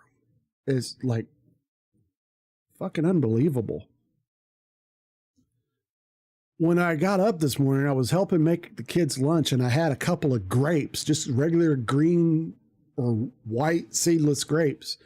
And ever since then, I hadn't been able to stay off the fucking toilet. Oh my God. What the hell is wrong with me today? I'd like to think that it wasn't just those grapes that fucked me all up, but man, it sure was. All right, so now I've talked about bowel movements and pissing my wife off and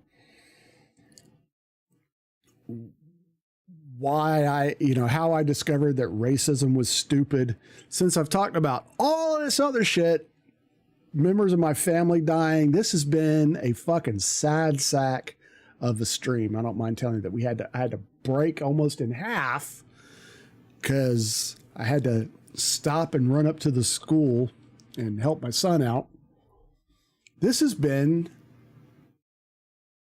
in spite of everything, a pretty decent stream. However, it's been quite sad sack. Quite sad sack. And that was my fault. So we're going to play some Diablo 2. And the button will work once I do that. It's definitely not a cult. It's not a cult. I got to pull up. What do I got to bring up? Battle.net. And I'm going to stop the music so we can hear properly. Early access. Now, I've been thinking. I've really been thinking of starting to play World of Warcraft. I really have.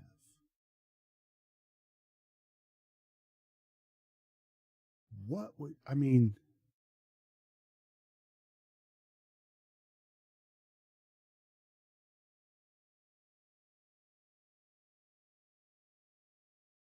is it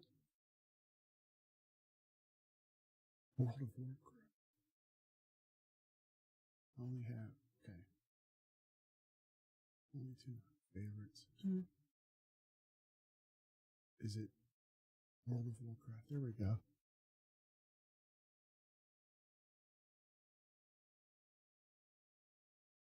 Holy shit, it's still $50. You have to pay to play this shit?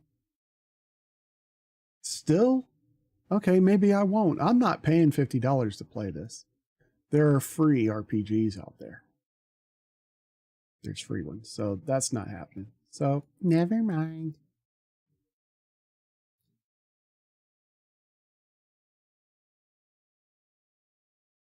Oh, forgot to hit play.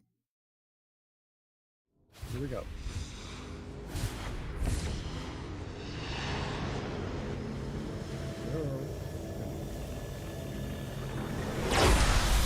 Game capture, there's always like a delay.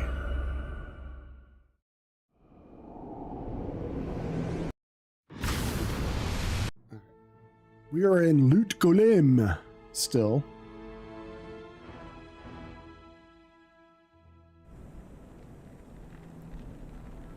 And there's my guy.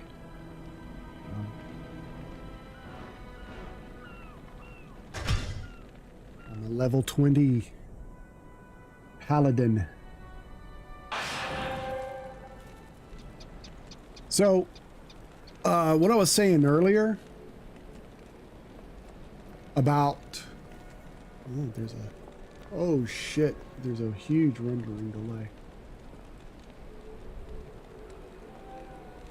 This is going to hell in a handbasket here.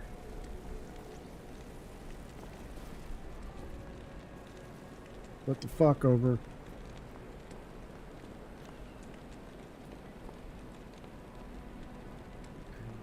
It might be.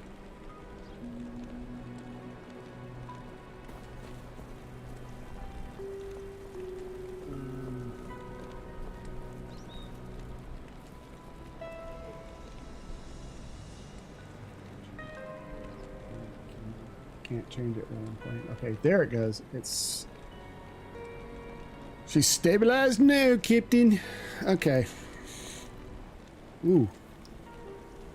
That was kind of scary. Okay, so before all that happened, so if you're watching on vertical or you know anything about what a vertical canvas will look like, the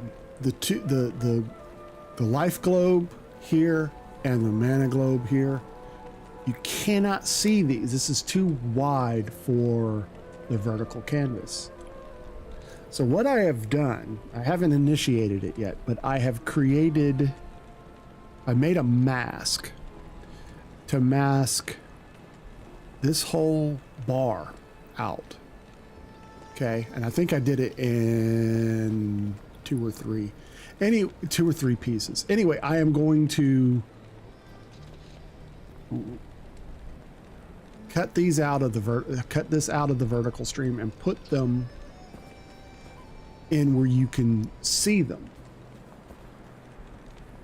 And it might be one of those things that I'm gonna lower the whole canvas down and block the bar completely, and then have it in, replace it in the stream, the vertical canvas, to where you can see that and pay attention. So you don't feel like you're missing, everything. The gameplay is centered, of course, but you can't see everything. All right, inventory. Okay. These charms,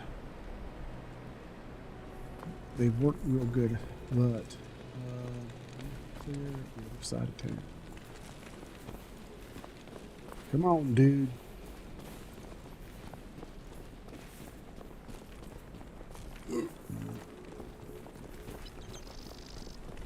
I don't even remember where we left off, to be honest with you. It's been several months. Let's go to my quests. Okay. We're either in the maggot lair or we're at the far oasis. Let's find out. Up to, I think that's where we...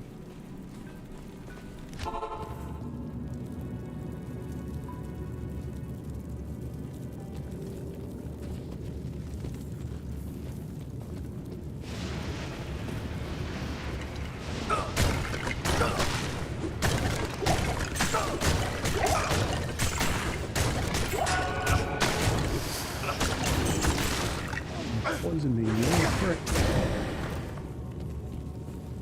Now see, I like this guy. He is much better than the other dude I have. I think I've done this. See, he can handle the shit, man.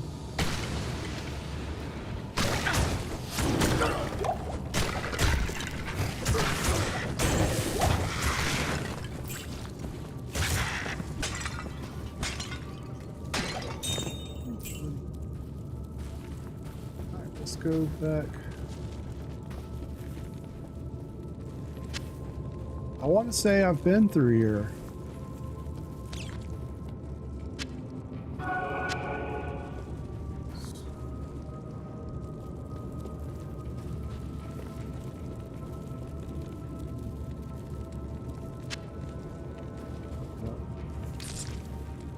Next, spear.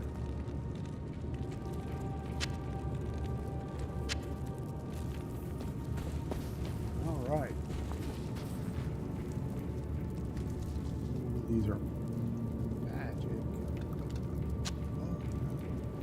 Oh. I need more. Holy crap. I cannot believe that happened. I left town without enough potions.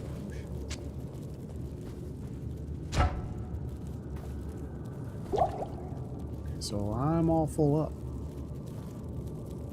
So let's go back down.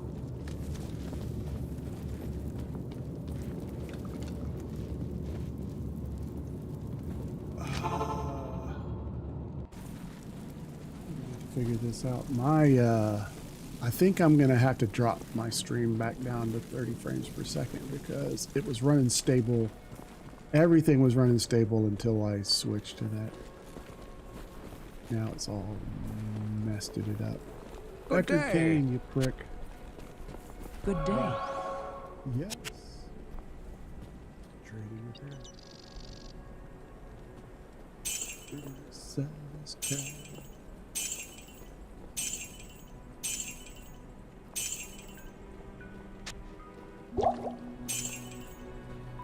There we go. Repaired the equipment and still made about 1,000 gold pieces.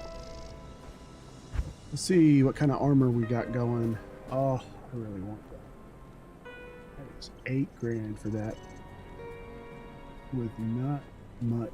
Well, I could sell that and get like half of it back.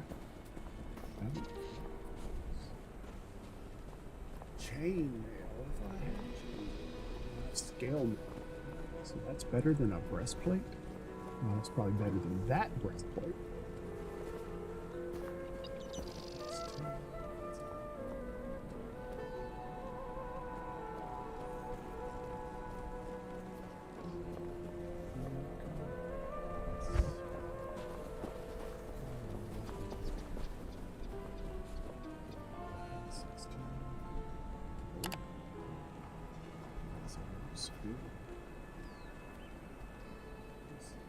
And luckily, it's only 1,008 or 1,108.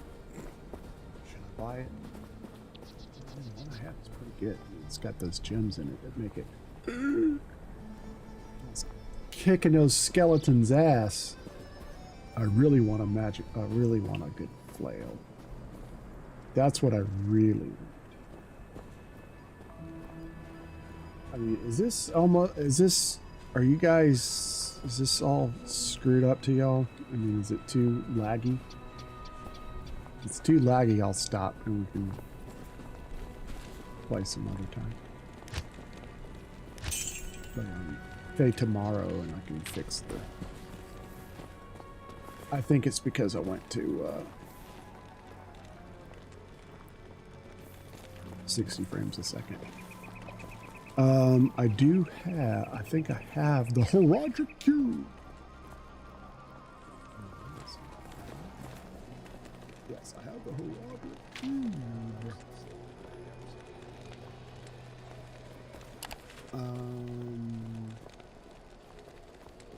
Quest, okay, we got the... Okay, so we need to be at Far Oasis. I thought we did the maggot lair. Or maybe I died. I can't remember. So we have the key from the Dry Hills. We need to get to the Far Oasis for the shaft. And then the Claw Viper Temple for the headpiece. First, Good evening.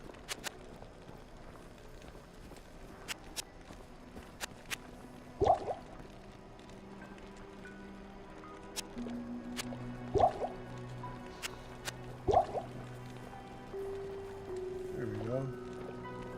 We're all healed up. That's all he sells is that kind of stuff. Alright, so let's go. I know I'm... it's lagging like hell. Fly hills.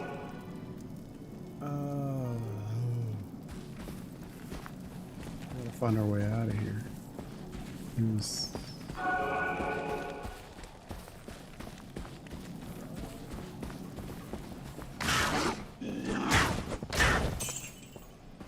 Gold.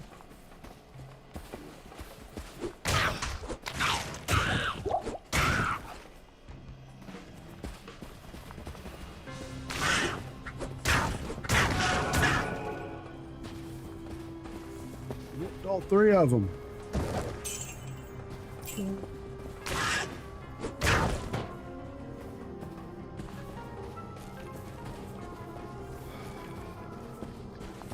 Serves.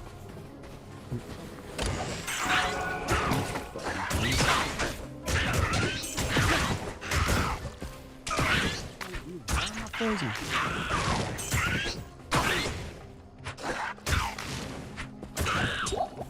There we go. Gold.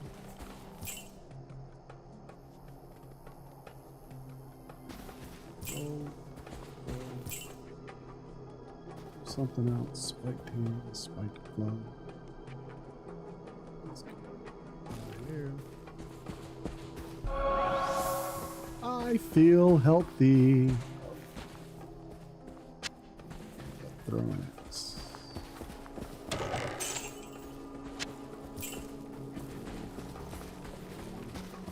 I think I may have died. I think I was supposed to be. Bitch. Some of that. You motherfuckers. I hate these guys because they run like little pussies.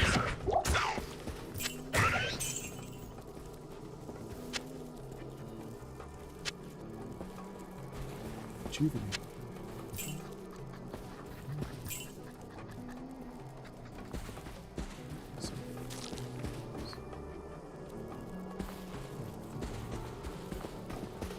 Full helm? Or just half empty? Nothing. So, is that?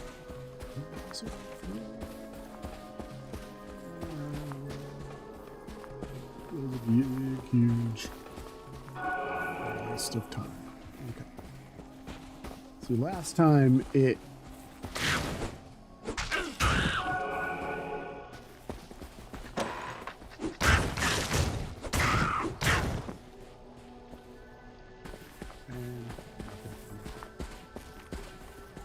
I want to at least try to find. Is this Far Oasis? Yes. Okay, Far Oasis. So this is kind of where we need to be. And yes, I died over here, if I'm not mistaken. Where's the dude? Where's the dude? Where's the dude? I need the dude. Come here, come on. Damn it.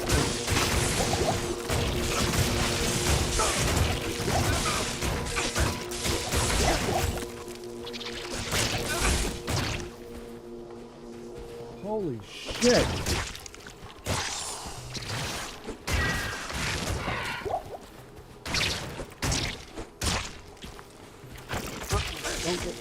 Damn it. Leave those bitches alone, they fucking dudes.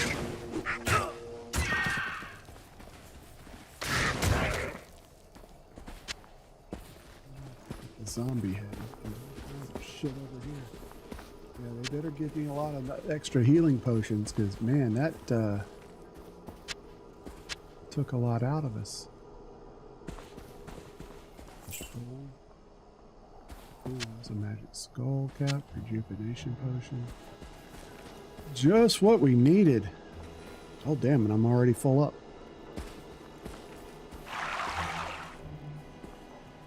I think I died last time looking for the waypoint. That sounds 100% plausible. Nothing. Looking for the damn waypoint. Holy shit. This thing is... I'm all lagging like hell.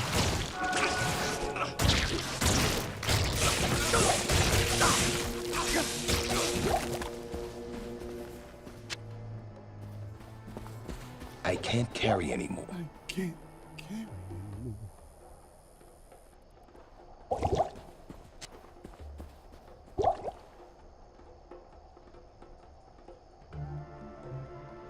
And we are lagging like hell, y'all.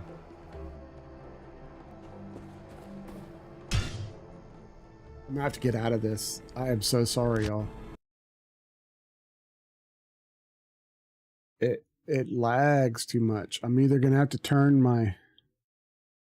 Yes, start your fucking update.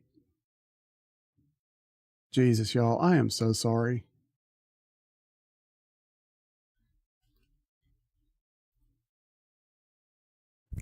There it goes. Fixed it. That button. I'm sorry. I mean, it's almost unwatchable. Like that. And we've got a We're in an ad break, I think. Looks like it. So, yeah, I'm sorry, y'all. Yeah, we were rendering and encoding lag like a motherfucker. Like a true motherfucker. So we're just gonna chat it out, man. We're just gonna have to chat it out. I am so sorry. That's redonkulous. So is this finished? Diablo 4? Yeah. I cannot believe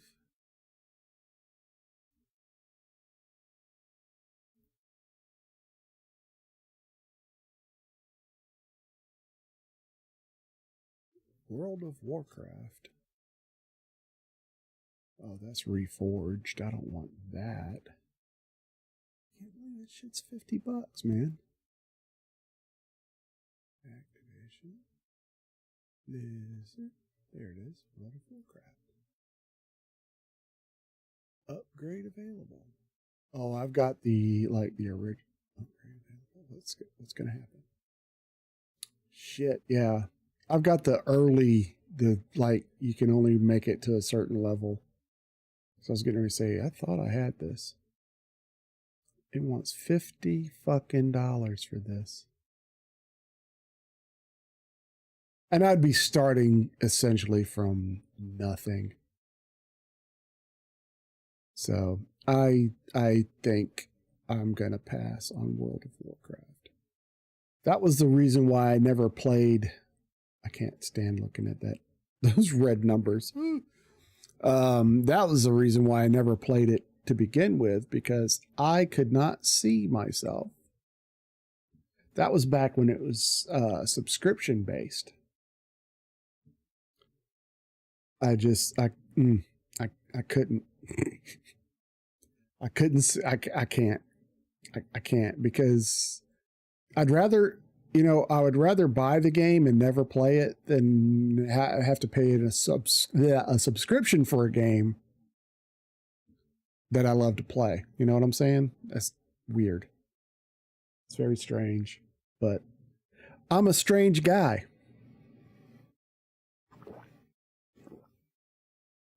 And I've got a fucking headache. Oh my God.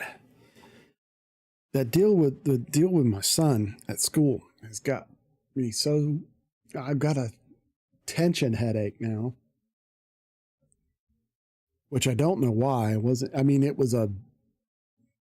only because I had some dipshit in front of me and then got stuck behind a train, or not behind, but couldn't get around the train. Now I've got this headache. I might take a nap when I get back just to get rid of this headache. I took something just a little while ago and it has not helped. Let's start the music back up, shall we?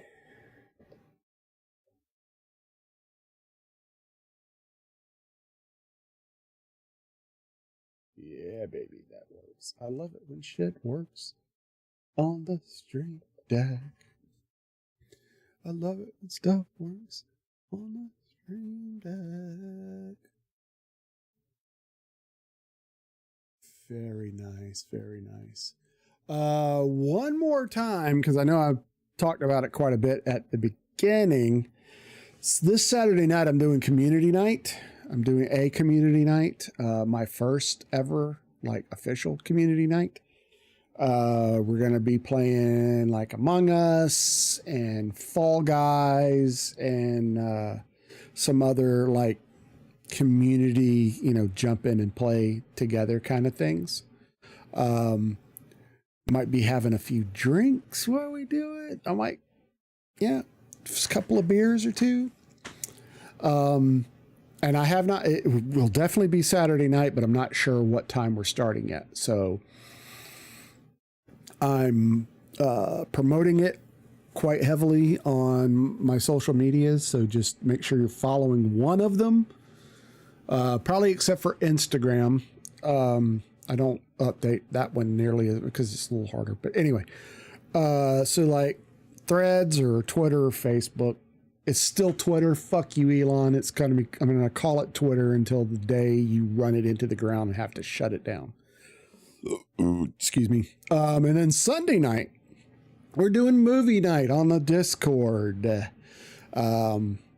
Again, not sure what time we're starting, but or the movie we're going to be watching, but that's also going to be on the social meteors.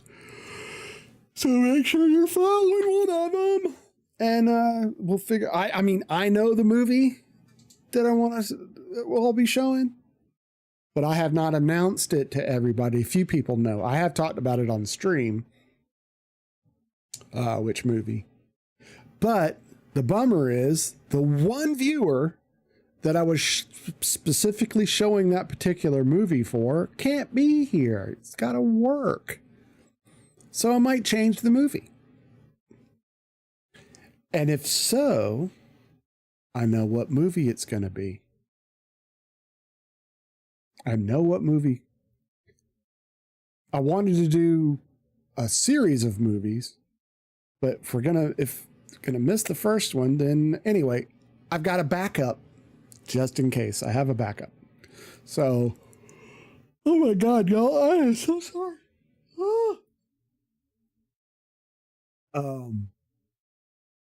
So yeah, make sure you join the Discord. Let me put. I think I have. Nope, that's not it.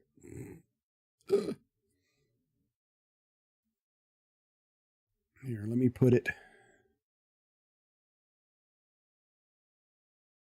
there. And then I'm going to click on it over here and let it open up. So for the benefit of my YouTube fellas, there's that. That's the Discord. And I'm going to be posting something on TikTok in the next day or so too. There's the Twitter address. Those threes. And you know what? Fuck it. Let's do. Let's do Threads too. What the hell? And there's my Threads. I'd much rather you follow me on Threads than on Twitter. I really want to get off Twitter. I really do. That's why I'm hoping Elon Musk will drive it into the ground like a fucking dart. I want him to lawn dart Twitter right into a side of a mountain or something. Because if you hadn't heard, World Bank, I think it's World Bank, a big sponsor that they have, found out that they were sponsoring racist and Nazi posts. So they're no longer advertising on Twitter, which is probably going to piss Nancy Boy off something fierce, and he'll probably sue them too. Also, if you're not following, back when he took over Twitter and started being an asshole, a bunch of advertisers left. And he said, I think he literally told them to go fuck themselves. I may be paraphrasing a bit, but the words fuck yourselves were definitely said. So the advertisers literally went and fucked them. No, they pissed off. They left. Now he's all butthurt and he's trying to sue them, which is going to go over like a fart in church, I'm sure. I don't think it's going to make it to any kind of like actual trial, because unless he gets some radical Trump appointed lawyer, or not lawyer, but judge. And even so, they might tell him to go pound sand, dude, because this is ridiculous. You can't tell your advertisers to fuck off, and when they do, turn around and sue on them for doing the exact thing you told them to do. So, and I just want to reiterate, Elon Musk is no genius. He's never designed a thing in his life. He buys companies. He bought Tesla. He bought SpaceX, and he bought Twitter. He is the father of nothing. He has invented nothing. People who used to say he's a modern day Tony Stark, no, he is probably a modern day Justin Hammer at best. No, he is a modern day, let's see, a modern day Barney Fife. That's a good one. If you don't know who I'm talking about, Barney Fife, look it up. Yeah, he's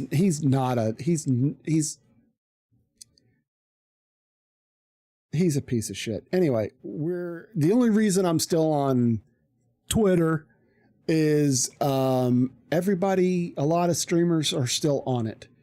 And I have more followers on Twitter than I do on Threads right now. Okay. So that's the only reason. As soon as I surpass what I have on Twitter, I'm going to probably close it. I already deleted my personal Twitter account. I need a button, just Twitter. And I'm going to call it that for like fuck Elon and his ex. Everything's got to have Twitter.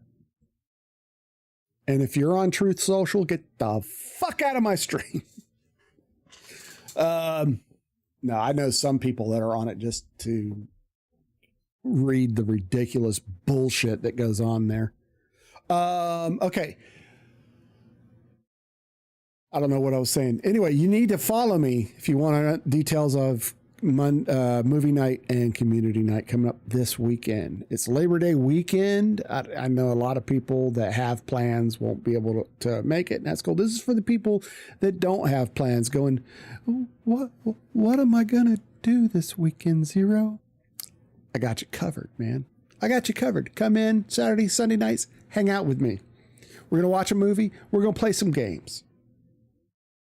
Have some drinks. Have some laughs. So come on in. I got you covered. Community night, probably 3-4 hours, maybe longer.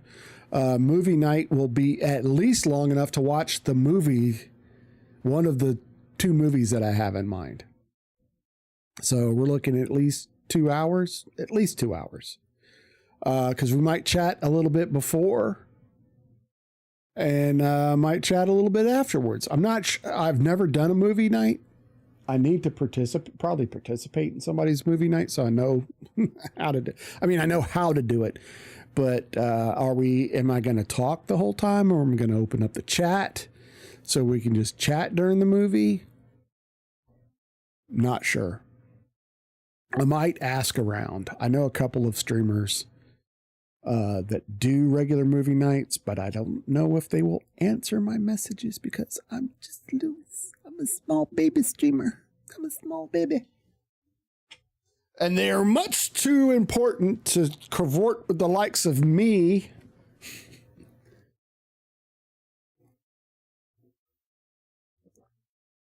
I'm drinking this water in the hopes that my headache will go away. It still has not. If it has not, by the time I get the boys and get back home, I'm thinking about taking some more Advil and taking a little nappy nap until dinner time. I fucking hate being old. I hate it. I do have this nifty little video that I made.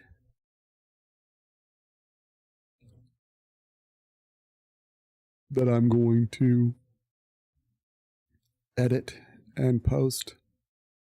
That should be an easy edit because I just have to trim off the front. It's adding little effects and shit like that I don't like. or not that I don't like, it's that confuses me. Jump cuts and shit like that. And I know if I did it more, if I would just like fucking pull the trigger, no pun intended, and just start making more videos and sitting down and try to, hell, my kids can edit videos. There's no reason why I can't. I know they don't use DaVinci Resolve, but I bet you they could if they learned it. They don't want to learn it because it is a little tough. But I know the basics. I can do it. I can look up tutorials and stuff. In fact, who was it? I think Epos Vox put out a whole like long tutorial on how on the basics of DaVinci Resolve. Pretty sure it was him. It was either him or Guy Level. Can't remember. One of the two of them. Or it may have been Andy Lippy. I don't know. I know it wasn't Nutty. I know it wasn't Harris Heller. Although it could have been Harris. One of them put out a fucking tutorial not too long ago, maybe about a month ago. So if you're interested in watching that, go find it. It's on YouTube. One of those. Epos Vox, Andy Lippy, Guy Level, Harris Heller, and let me throw Nutty in there just for the hell of it. But I know Nutty didn't make it. He usually doesn't make great big long videos like that. They're all on YouTube. Look them up. They're all on Twitch too. Or yeah, Twitch. Even Harris Heller's on Twitch. He doesn't stream much anymore. If he does, I don't catch them. I liked it when Harris would stream. His streams were like really chill and mellow. I miss his streams because he went specifically to YouTube, and that's all he did. He streamed on YouTube, and then he moved back to Twitch. He still makes videos on a regular basis. He still makes music and stuff like that. He's the genius behind Stream Beats. And let me tell you what he did in case you didn't know. Harris Heller is probably one of the most industrious people I've ever heard of, and you know what I'm saying. He comes up with these ideas that make you go, shit, I should have thought of that. And he makes a crap ton of money off of it. So around about the time that Twitch started cracking down on copyrighted music, and people were terrified to play just about any music on Twitch, much less YouTube, he got on Fiverr and bought some original music from some Fiverr guys. So, they made the music, he bought it, he owned it, and then he created this thing called Stream Beats. And he put it on Spotify, and he put it on Apple Music, and I think 2 or 3 other the major streaming music sites.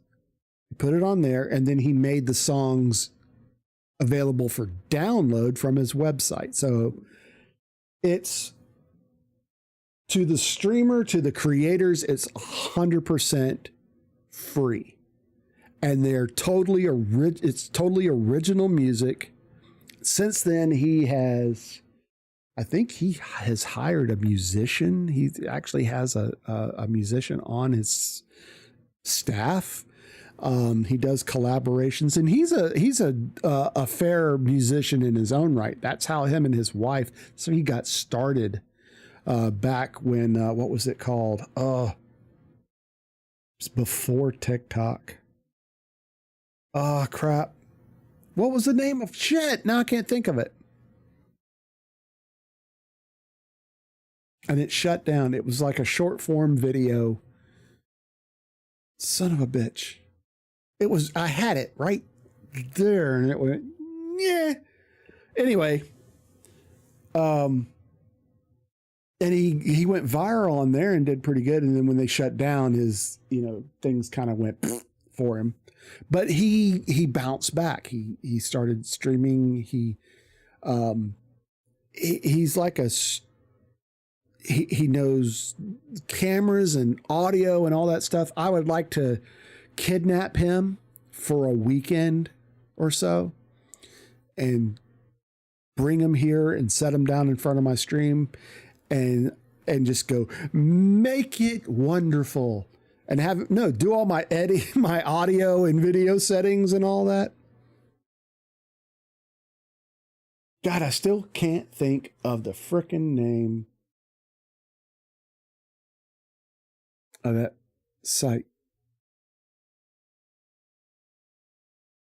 Anyway, it doesn't matter. It doesn't matter. Anyway, so now when people like subscribe to his playlist on like Spotify or whatever, he gets a tiny bit of money for it. And he at one point was doing very well. I'm not sure, but he doesn't work. Him and his wife, they built this fantastic house where they live. The whole basement is a recording studio and streaming setups and all this other stuff. He has got the best, what I wish I could have. But I'm not interested in making music because I'm not a musician, but just this awesome setup that he had built. It's amazing. So yeah, I want him, and I'm watching this music video that I hadn't seen in a long time. Holy cripes.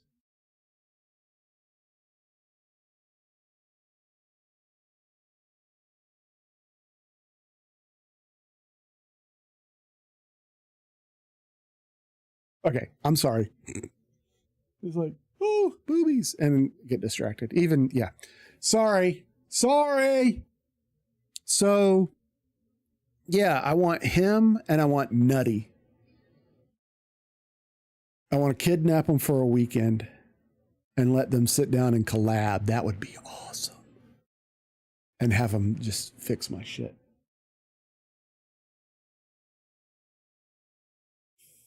Fix it up, dude. Yeah, just like, okay, this filter needs to be set like this, and just to optimize my stream. I would love that. I don't have the money to, can't afford to, like, because I know Nutty at one point, he would do it for a ridiculous amount of money, but he would do it. I don't think Harris would, but every man has his price. You know what I'm saying? I'd fly him out here. I'd fly Nutty from from Australia, and Harris from Utah. And I'd put him up in a semi-decent hotel nearby. I have a Holiday Inn Express not too far from where I live. I'd put him up there. Oh, do we have a follow? Yes, we have a follow. Thank you for that follow. I have anonymous follows on. If you want to be recognized, I will surely recognize you. If you don't, that's cool. However, you get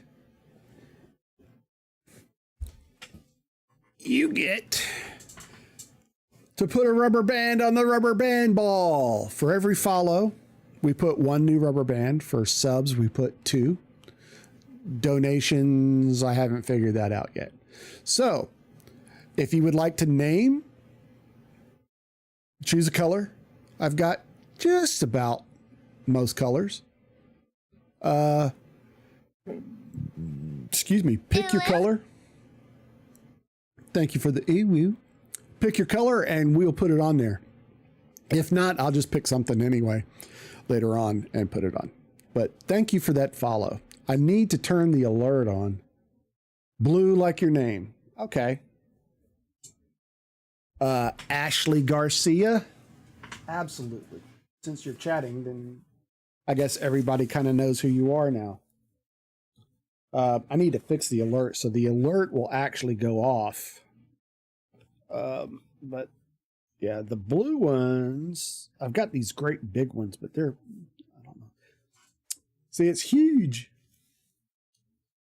It's huge. Cool. This will get wrapped around here twice. So we go. Nah, nah, nah.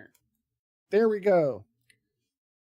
You now have a rubber band on the rubber band ball. Now, when this thing gets to be like soccer ball, basketball size, what I'd like to do is auction it off, the great big one. If it gets great big, auction it off for charity. Like, okay, bidding starts at, let's say, $100. And then the highest bidder gets the rubber band ball.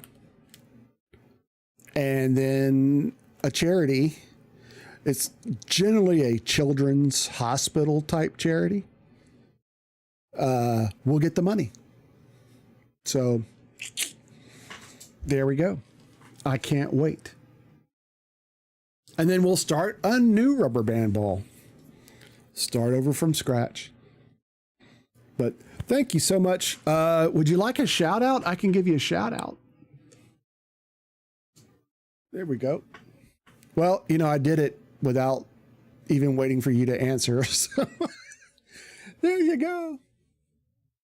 I need to fix my shout out so it needs to be more than just thanks for this. Hey, no problem. Thank you for the follow. I appreciate it. I really do. I was just thinking, not 5 or 10 minutes ago, I was like, I haven't had a new follow in a while. I wonder what's going on. And then boom, here you are. Imagine that. I do want to tell you real quick. I've been talking about this all stream this Saturday and Sunday nights. Saturday is community night. We'll be playing community joinable games, you know, like Among Us and Fall Guys and stuff like that. We're going to be just hanging out, having a good time. And then Sunday night is my first ever movie night on my Discord. So if you're new or if you want to join the Discord, I spent not most of the weekend, but I spent a fair amount of time with a buddy of mine that knows more about Discord than I do. And we went through and fixed some things that weren't working on the Discord. So yeah, we're going to be doing movie night. All of the details are coming. I just know that for right now, I mean, I know, but I'm not disclosing everything yet. It'll be Saturday and Sunday nights for sure. What time? I haven't decided yet, but I'm posting all that on my social media. So make sure you're following. All the links are down. The Discord link the one that's in the stream panels may not work. If it doesn't work, let me know and I'll send you I've put the link like 1,000 times in today. So I'm not going to do it again unless it's requested. It worked. Sweet. Okay, cool. Actually, that'll be cool to know if it actually works. We did test it with a test account. Oh, speak of the devil. Yeah, hell yeah, it worked. Hey, we got a new Discord member and it worked. Dame. Alpha's the one that did all the hard work on the Discord. Oops. Okay, let me stop that. So yeah, I'm happy that worked. It gave you you should be able to see everything and chat and all that. And then I just sent you. Sweet. Everything worked. Okay, so we're in an ad break. So hang on.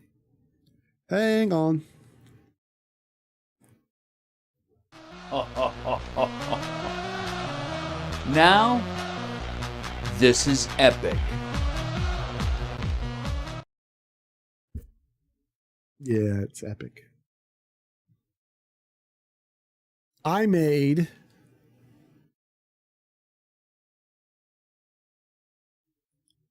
a TikTok on stream today.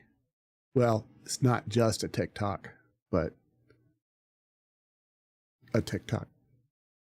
I was starting to lose my mind trying to figure out how to make it work. And it was stupid aboves. Well, I told you I screwed it up. I don't understand Discord roles and permissions there. And I understand the Windows stuff. I can do the Windows, permissions and all that. Not a problem. Discord makes no logical sense to me. Gives me a headache right in the center of my brain. Every time. Anytime I thought I had to go into the deep settings of the server, turns out I only had to click. Yeah. That was what was wrong with the vertical streaming thing. It was one stupid little checkbox. One stupid little checkbox. Uncheck the box. And it's not like the box was set, like if this box is checked, your stream will crash every time you go to start it. Anytime. It said something totally unlike that. It's not like it said, if this is clicked, your shit's going to crash. It was not checked. It did not say that. It said something very innocuous and very helpful, that if this box is checked, when you click start streaming in OBS, these two streams will start too. So I checked that. And I would start the first YouTube stream and it would work. I'd start the second one and OBS would crash every time.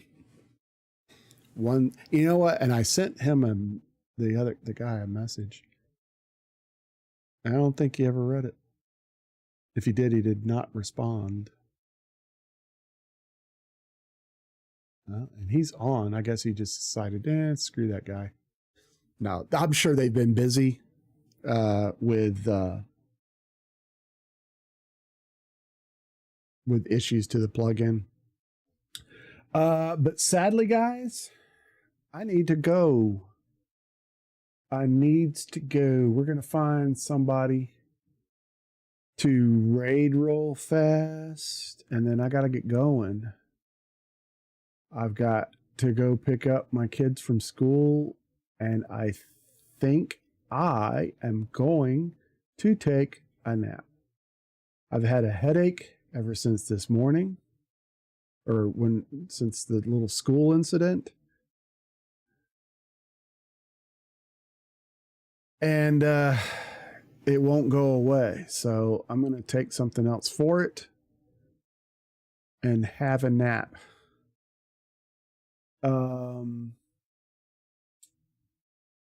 Let's find somebody in the same category that doesn't have a whole lot of followers, that's been going for a while. Okay. Oh, that's a rerun. Never mind. Mr. Honeybees, yo, yourself. How are you? Welcome in. Sadly, I'm about to raid out. Where were you an hour and a half ago? No, I'm sorry. Kidding. I'm kidding. Trying to find somebody that's been on for more than a few minutes. That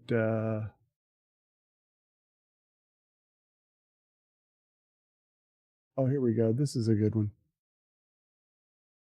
Talking to police. Oh my God. Okay, so you're talking to the cops and watching me stream?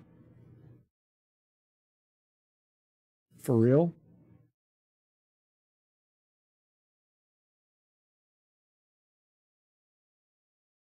Oh, an hour ago you were talking to the police. Do I want to know why you were talking to the police? Should I know? Should I know why? We're going to raid someone I've never raided before. Rating her because she looks pretty. Peach Plum. We are rating her. She is just chatting at the moment. I might have found someone to take my shift Sunday. Oh, sweet. Okay. Because I had decided that if you couldn't make it, I was going to show a different movie. Just saying. Anyway. Anyway, girlfriend broke up with me and was talking to someone about if they were worried about. Oh, man. Oh, for real? Oh, you shouldn't have said that because now I want to help, but I have to go.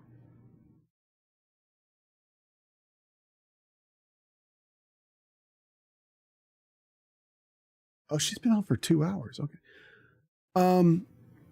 I will be streaming tomorrow. Come back tomorrow, starting at 10 a.m. Eastern time. Come back tomorrow and let's discuss it. Okay. I'm real good at listening, and I love to give out relationship advice. Just ask Alpha. He is a better man today. He's a better man today because he met me. No, and thank you for that follow. Would you like a shout out? Let me give you a shout out. Boom, there's a shout out. Also, real quick, and then I've got to go. You get to pick a color. You get to add to the rubber band ball. Pick a color, and I'll put a rubber band on.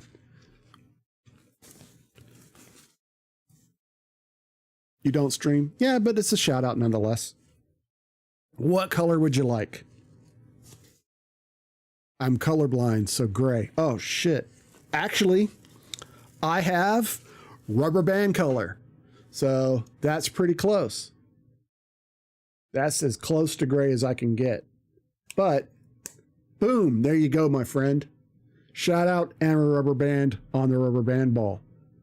So I have got to get going. Please, Mr. Honeybees, come back tomorrow and let's discuss, if you want to discuss your issue.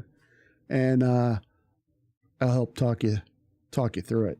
Until then, we're going to raid each Peach Plum. She's just chatting. She seems very lovely. So you guys enjoy. Hopefully she is entertaining. If not, I'll take the big L tomorrow. So don't go anywhere. I'm going to do the whole game over thing, and then we'll send it over to her. So guys, have a great day. Thanks for coming in. I hate that some of you came in later in the stream, but I will be back tomorrow, 10 a.m. Eastern. Hopefully you will, I'll see you all back here then. So see ya. Oh shit.